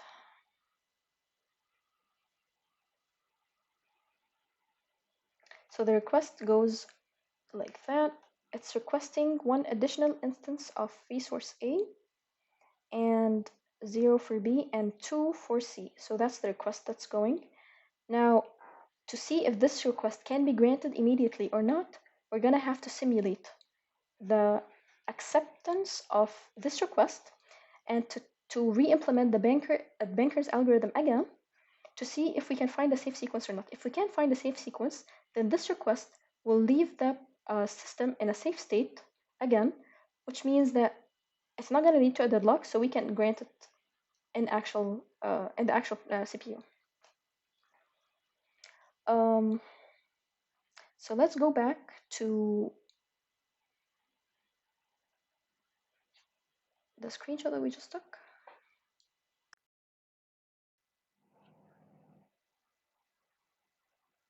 So to simulate for the request 102,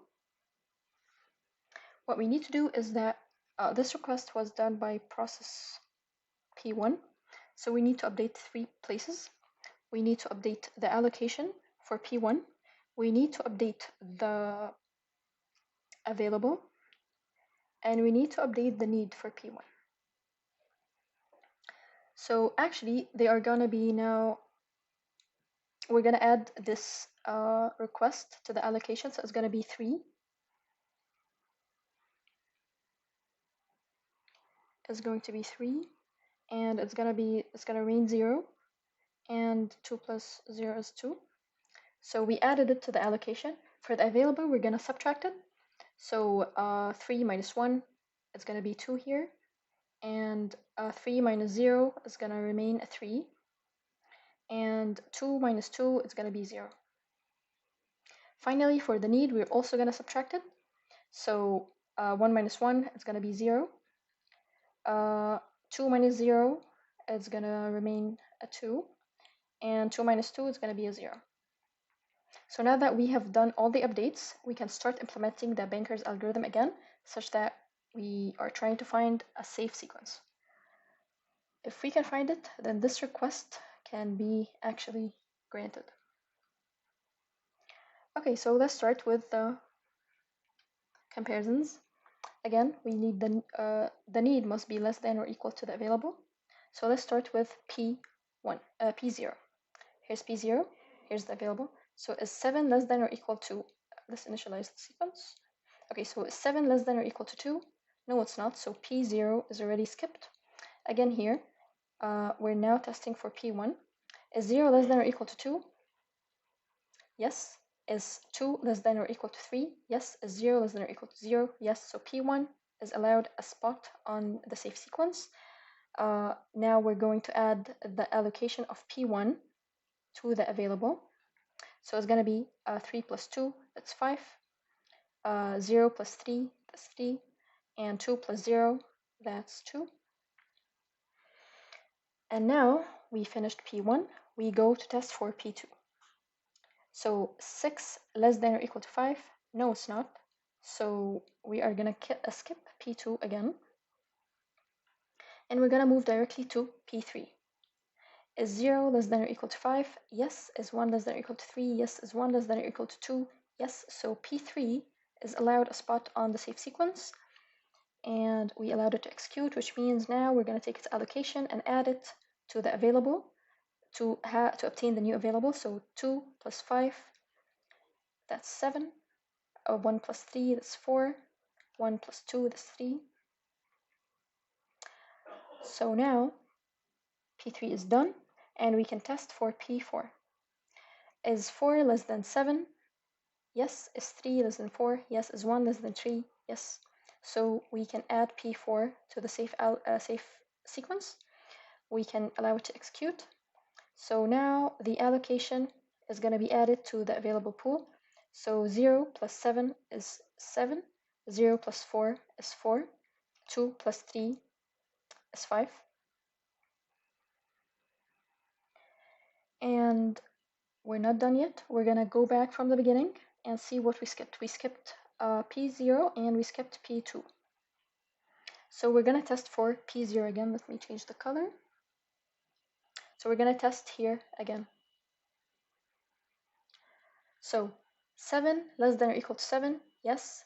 4 less than or equal to 4, yes. 3 less than or equal to 5, yes. So P0 is finally allowed a spot on the safe sequence. And now we're going to take its allocation, add it to the available. So it's going to be 0 plus 7, that's 7. 1 plus 4, that's 5. 0 plus 5, that's 5. Now, finally, we're going to test for P2, which was also skipped in the first round. So this is the need. So we're going to compare this need. 6 less than 7, yes. 0 less than 5, yes. 0 less than 5, yes. So P2 is finally allowed a spot on the safe sequence, and the safe sequence now includes all of the processes, which means it leaves the system in a safe state. But before we do that, let's not forget to add the allocation of P2 to the final available. So it's going to be 3 plus 7, that's 10. 0 plus 5, that's 5. And 2 plus 5, that's 7. So that's the final available. And again, we can validate the safe sequence because 10, 5, 7, these are equal to the 10, 5, 7 instances that we had for these resources when we first began. So since we can find a safe sequence 13402, then this request can be granted actually and immediately. 13402, let's check if this is actually correct.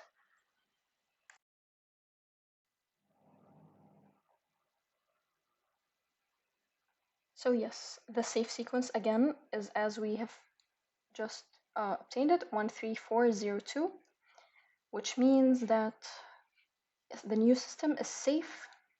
So we can immediately grant the request 102 for process P1.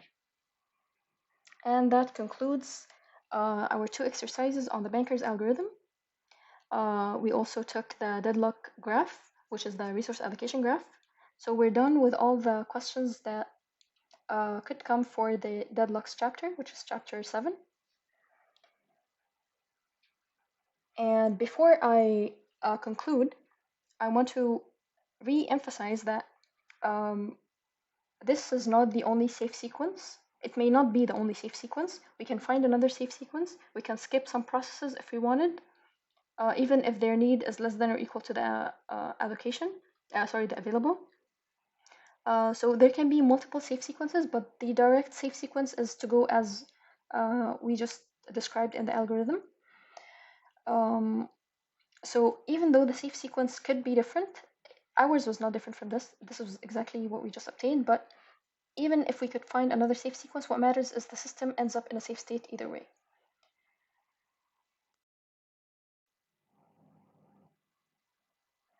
So now we move on to the last 4 exercises that we have, all of which are related to, I believe, the memory management chapter. We don't have exercises for the file system chapter. So we have 4 exercises for memory management. Let's quickly get started. So given memory partitions of 100K, 500K, 200K, 300K, and 600K in order, how would each of the first fit, best fit, worst fit algorithms place the processes of these sizes 212K, 417K, 112K, 426K in order again? And which algorithm is going to be making the most efficient use of the memory? So for the first fit, let's do some highlighting at least. So for the first fit, we're gonna inspect how it orders these, how it fits these sizes into these holes. And for the best fit, we're gonna do that as well. And for the worst fit. So we have to take these processes in order, these process sizes in order, and to iterate through these holes in the memory in order as well. So let's start with the first fit. What are we doing here? You can read the explanations and annotations around here, but it's not necessary. I'm gonna be illustrating it. So for the first fit, you can see from the definition provided here, first available slot that is big enough. So we're gonna go through around these sizes. Let's illustrate the memory. It has 1K, 500K, 200K, 300K, and 600K. So this is the 100. This is the 500. This is the 200. This is 300 and 600. These are the memory partitions that we have. Now let's inspect for 212. Is 100K big enough for it? No. Is 500K big enough for it? Yes, we take it because this first fit, the first available slot that is big enough. So 212 is added here, and it partitions this space because 212 is a lot less than 500K, so it's going to create a partition, as you can see here. So 500K minus 212 is going to create a partition of size 2. Okay, let's write instead.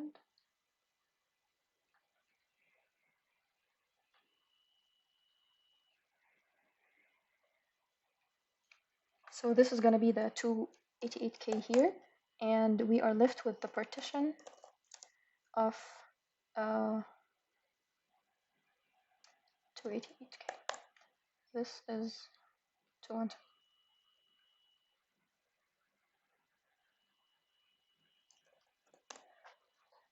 Okay, so we're done with the first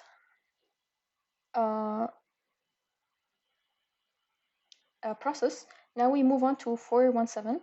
417, so we go again from the beginning. Is 100 fit for it? No. Is 500, not 500 now, we have this. Is 288 fit for it? No. Is 200 fit for it? No. 300 fit for it? No. 600? Yes. So we take the 417 here, and it's gonna make a partition. So we're gonna make this partition, and the partition is gonna be of size 600 minus 417, so we're left with 183.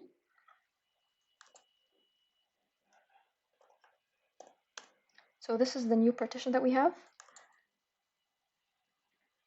Now we go to 112. We start from the top again. 100, is it fit enough for it? No. 288, is it fit enough for it? Yes. So we're gonna place the 112 here.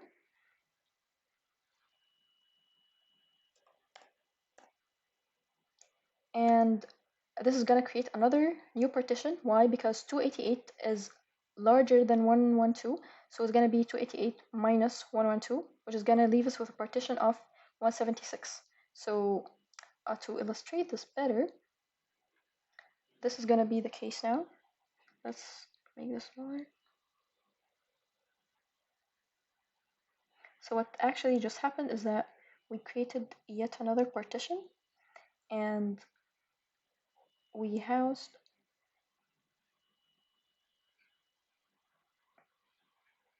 so in this partition we have the 112K, and we are left with a partition of size, let's write the size outside. So the size is 183K. Oh, sorry, 176K. So this is a new partition. Again, we go through, so we just fitted 112K. Now finally for 426K, we start from the beginning. So is 100 fit enough for 426K? No. Is 176 fit enough? No. Is 200 fit enough? No. Is 300 fit enough? No. Is 183K fit enough? No. So no holes in this memory can fit 426, which means it's gonna have to wait. So as we can see here, it has to wait. So that's it for first fit. We just look for the first available slot that's big enough for it. Again, we start for best fit. Now we're gonna focus here. So we're gonna again draw the memory 100, 500, 200, 300, 600. Okay, so this is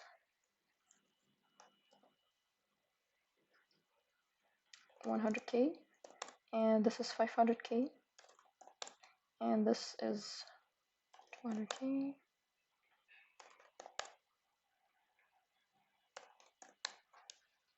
We go through these processes again, with keeping in mind that we're best fit, so we're searching for the smallest big enough hole. So we're not gonna just start from the beginning and whatever we encounter first that's fit enough for it, we're gonna take. No, we're gonna go through all of it. What's the smallest of these? We're gonna take it as the smallest one that can fit it. So for 212, we have what can fit 212? 500 can fit it, 300 can fit it, and 600 can fit it. Which of these is the smallest? 300, so we take it. So we're gonna put 212 in here, and then we're gonna make a partition because it did not use the entire space. So this partition has a size, and this size is 88K, as you can see here. 300 minus 212 is 88K. So we have a new hole here, and this hole is an internal fragmentation, whereas these holes are external fragmentations. Okay, so now we move on to 417. So what can, let's change the color. So what can fit 417? 500 can fit it. 300, this does not exist anymore. 600 can fit it. So which of them is the smaller? We're gonna take the 500. So we're gonna put 417K in here. It's gonna create a partition. And the new size, so 500 is no more on the list, and the new size that we have here is 500 minus 417, which is 83K. So let's write that down, 83K. Now that we are done with 417, we go to 112. So what can fit it? Not 100, 200 can fit it, and 600 can fit it. Which of them is smaller? 200, so we take it. So now we're gonna add 112K here, and it's gonna create a partition for itself. So the space left, so now we no longer have 200K on the list, and instead we have this new partition, which is equal to 88K.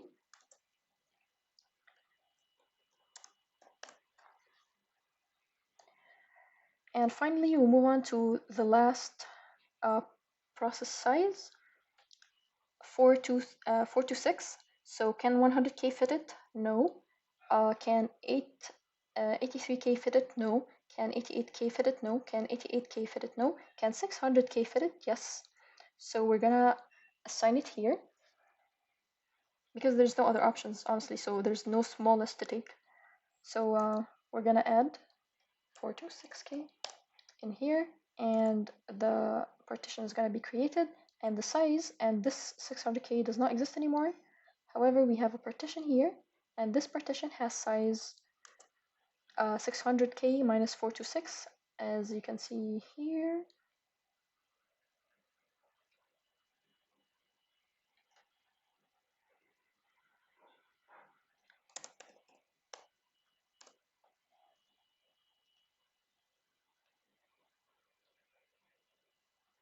Uh, 174.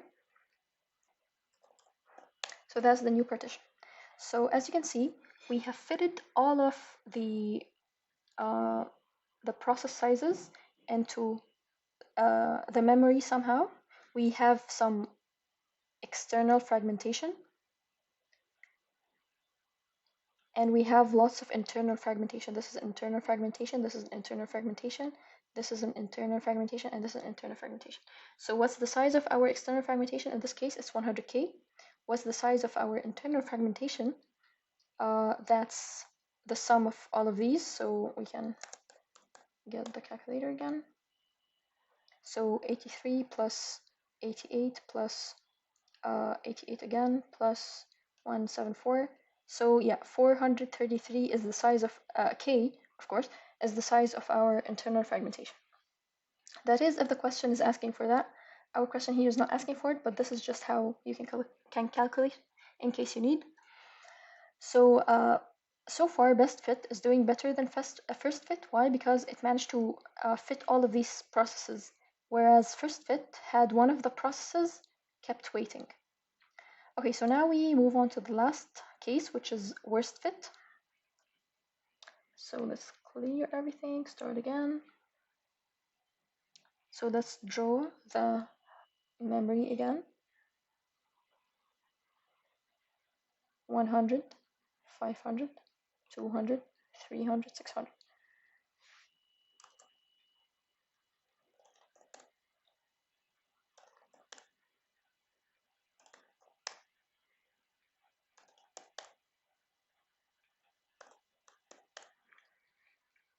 So for the worst fit, we're still gonna search through the entire memory first, and then we're gonna take the largest. So instead of the small, so it's doing basically the exact opposite of best fit.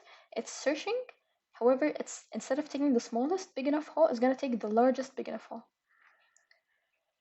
So what do we have here? Let's take process by process. So 212, what can fit it? 500 can fit it, 300 can fit it, and 600 can fit it. Which of them is the biggest? 600, so we take it here.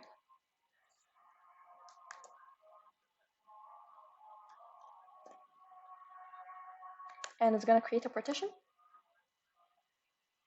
And the size of this partition is going to be 600 minus 212, which is 388. So we are going to add this partition here, 388K. And we're going to cancel out the 600 because this is no longer on the list. This is what's on the list. All right, we move on to the next process, 417. So what can fit 417? Let's change the color. What can fit 417? 500 can fit it. Only 500 can fit it. So we take it inside the 500. So we're gonna add here 417K, and we're gonna create a partition because it doesn't use this entire space. So here is the created partition, And what's the size of this partition? Now 500 is not on the list, but we have this internal fragmentation. And this internal fragmentation has size 500 minus 417, which is 83K. So 83K. Now we move on. We just finished 417. We can now pick another color and move on to 112. So what can fit 112? 200 we have, 300, and 388. So which of them is the biggest? 388. So we're going to take it here. So it's going to be added right here, 112. Okay. And it's going to create a partition because 388 is bigger than what 112 needs.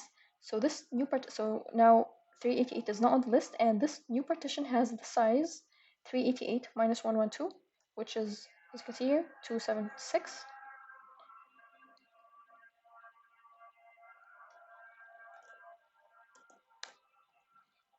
Alright, so we're done with 112 as well.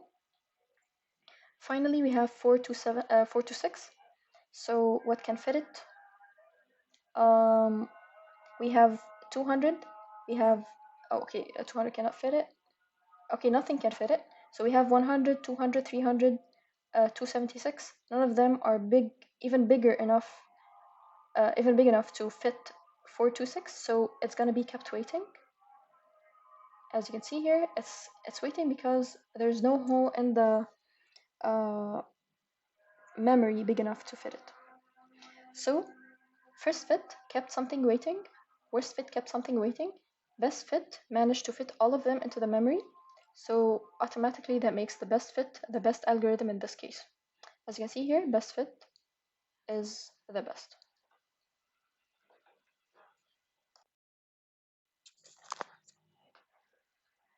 Now we move on to another example. In this example, we're going to be mapping logical addresses to physical addresses. So as we said, this entire mapping process is happening using the hardware, which is the memory management unit, MMU. And the memory management unit is using the base and limit registers. Here they are, base and limit. This is another word for limit, but you can just say that this is the limit register. Remember that the base register is an actual address,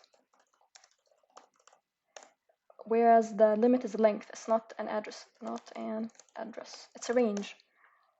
So let's start with this question. It's saying, consider the following segment table. What are the physical addresses for the following logical addresses? So here we have, for each of these segments, here we have, again, the segments. So this is the segment number, comma, the logical address. So then we add this logical address to the actual address if it fits the length, if it's within the limit, basically. So what are we doing? For segment 0, so here we are, we want to add 432, but is 432 less than the length, which is 600?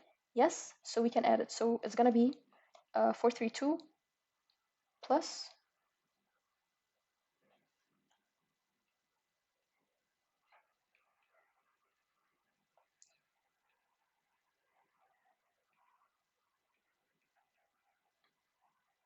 let's try again.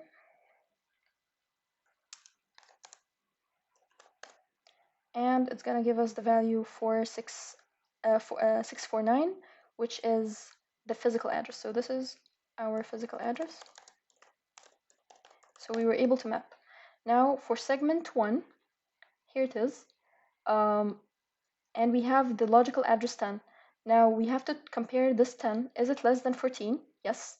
So we can add it to the base. So it's going to be 2300 plus 10, which is going to be 2310, which is our physical address. Now for segment 2, 500. So we have to compare this 500 with the 100 here. So 500 is not less than 100, so this is illegal. It's going to raise a trap, and it's going to be an addressing trap. So as you can see, it's just illegal. we can't proceed with this. We can't map. For segment 3, here we are. We have 400, so we have to compare this 400 with 580. It is indeed less than it, so we can add 400 to 1327, and we obtain 1727. So this is our physical address. Finally, we have segment 4. Here it is.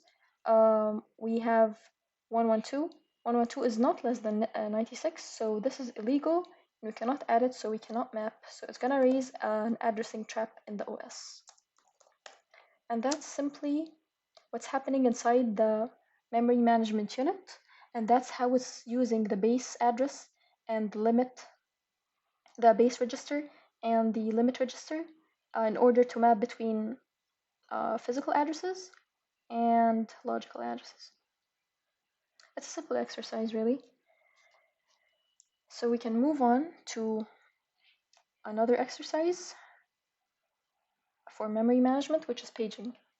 So in this question, it's asking us how many pages are needed to allocate a process of size 72K bytes in a memory where the page size is 2048 bytes. So we have to definitely use this formula. There's no other way around it. So we're going to use the formula. So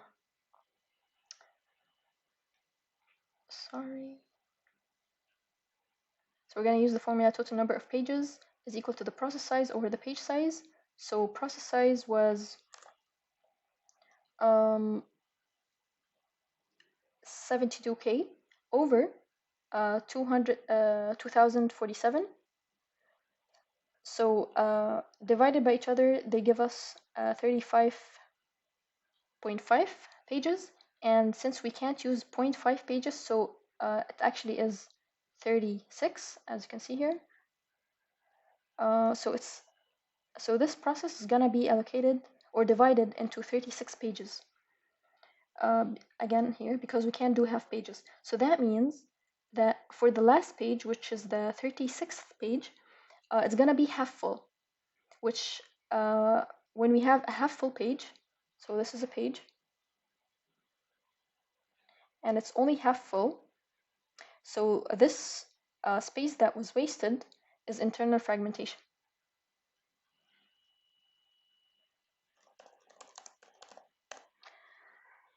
And now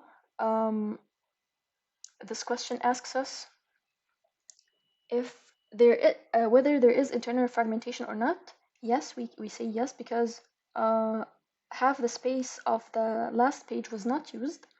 And if we are asked to calculate how much is the size of this internal fragmentation, we can just use this formula. So we're gonna say total memory allocated minus the process size. So what's the total memory allocated? 36 pages. So let's get the calculator. So 36 pages, and the size of each page is 2048. So that's the total size that was allocated to this process size. So we take this total size minus the size of the process, 766. So this is the internal fragmentation. This is the size of this half of page that was not used. So we can do that and add it here. So the size is 962 bytes, since this is the unit that we're working with in the question. And you can see here that indeed is 962 bytes. So yes, there is internal fragmentation, and that's the size. So that's another question for paging. Finally, we're gonna have to understand the page table,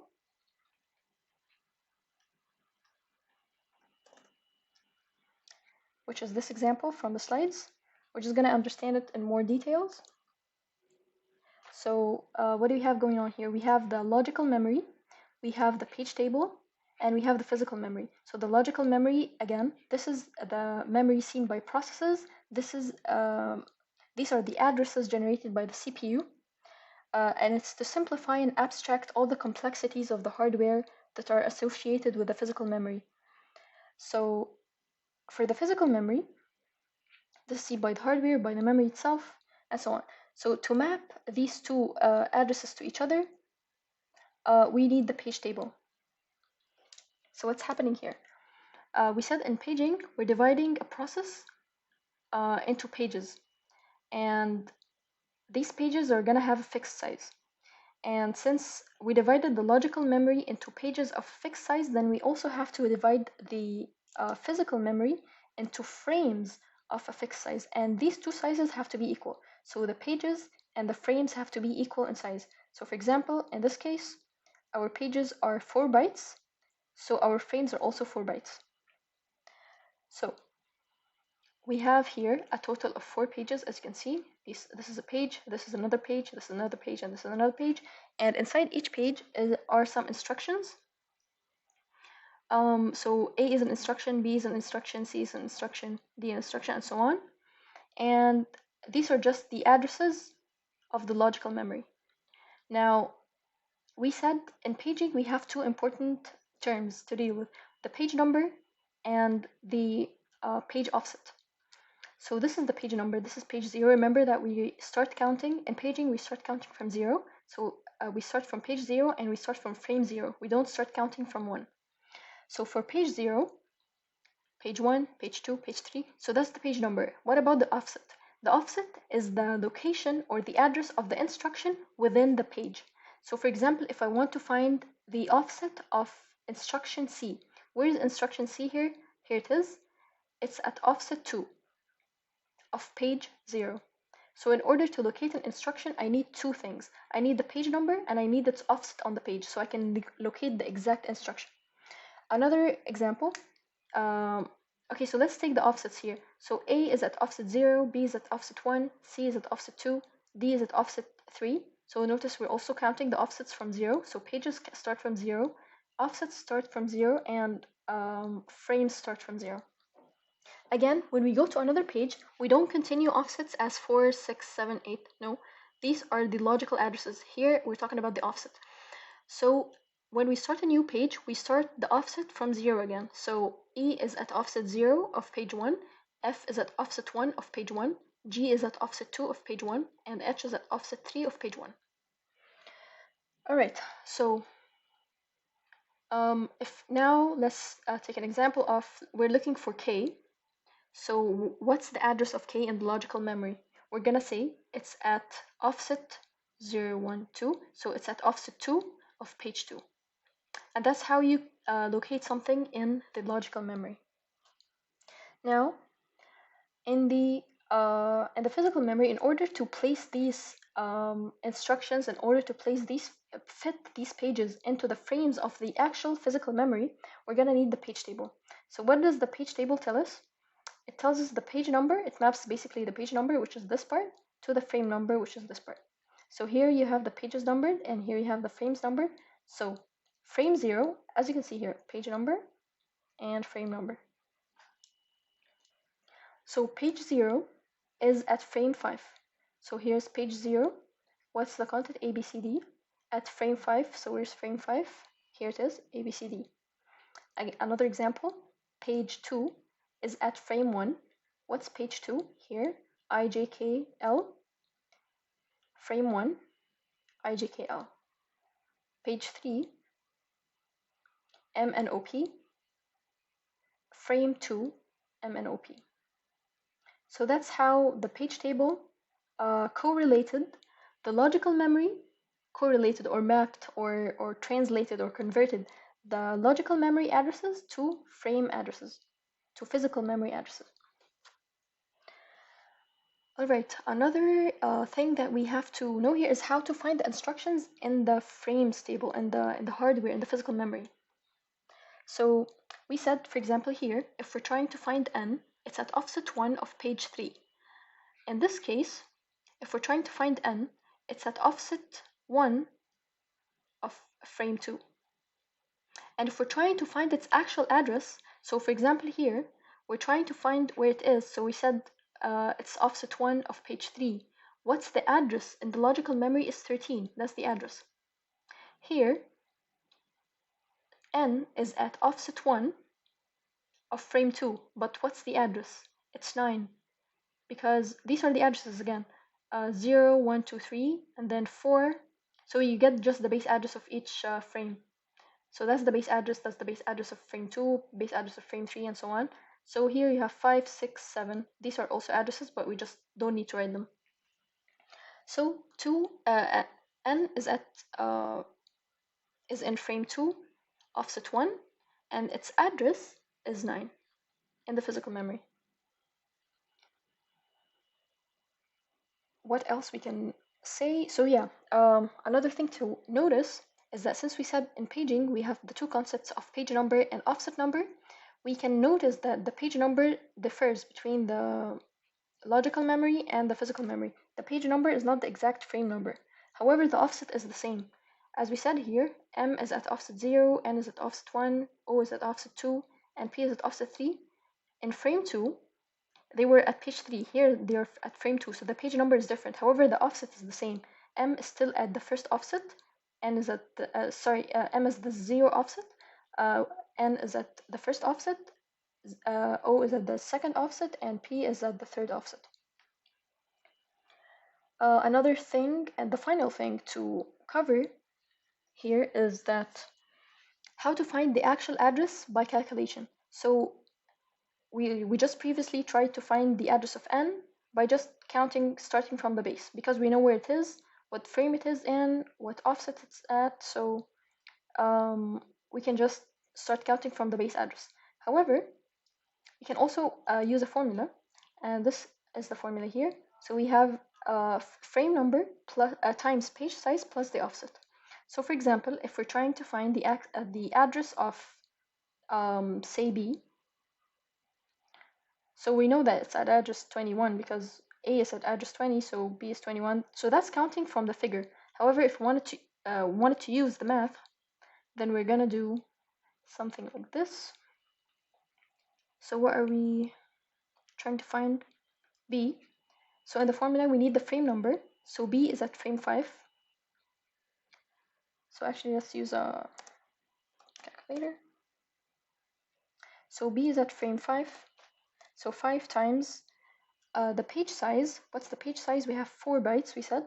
So 5 times 4, that's 20, plus the offset of B. B is at offset 1 because A is at offset 0, so B is at offset 1. So plus 1, that's 21. So that's the address. And if we look here, it is actually the address. So you can do it either way. You can count it from the base address provided in the graph, or you can calculate it using the formula frame number times page size plus offset. However, I wouldn't encourage one method over the other. You are required to know all of the methods so you can solve any question that you might find. And I believe that this concludes the entire review round for this course and for the final exam of this course. Thank you so much for watching this, and I hope that you get the marks that you are aiming for, and best of luck to all of you.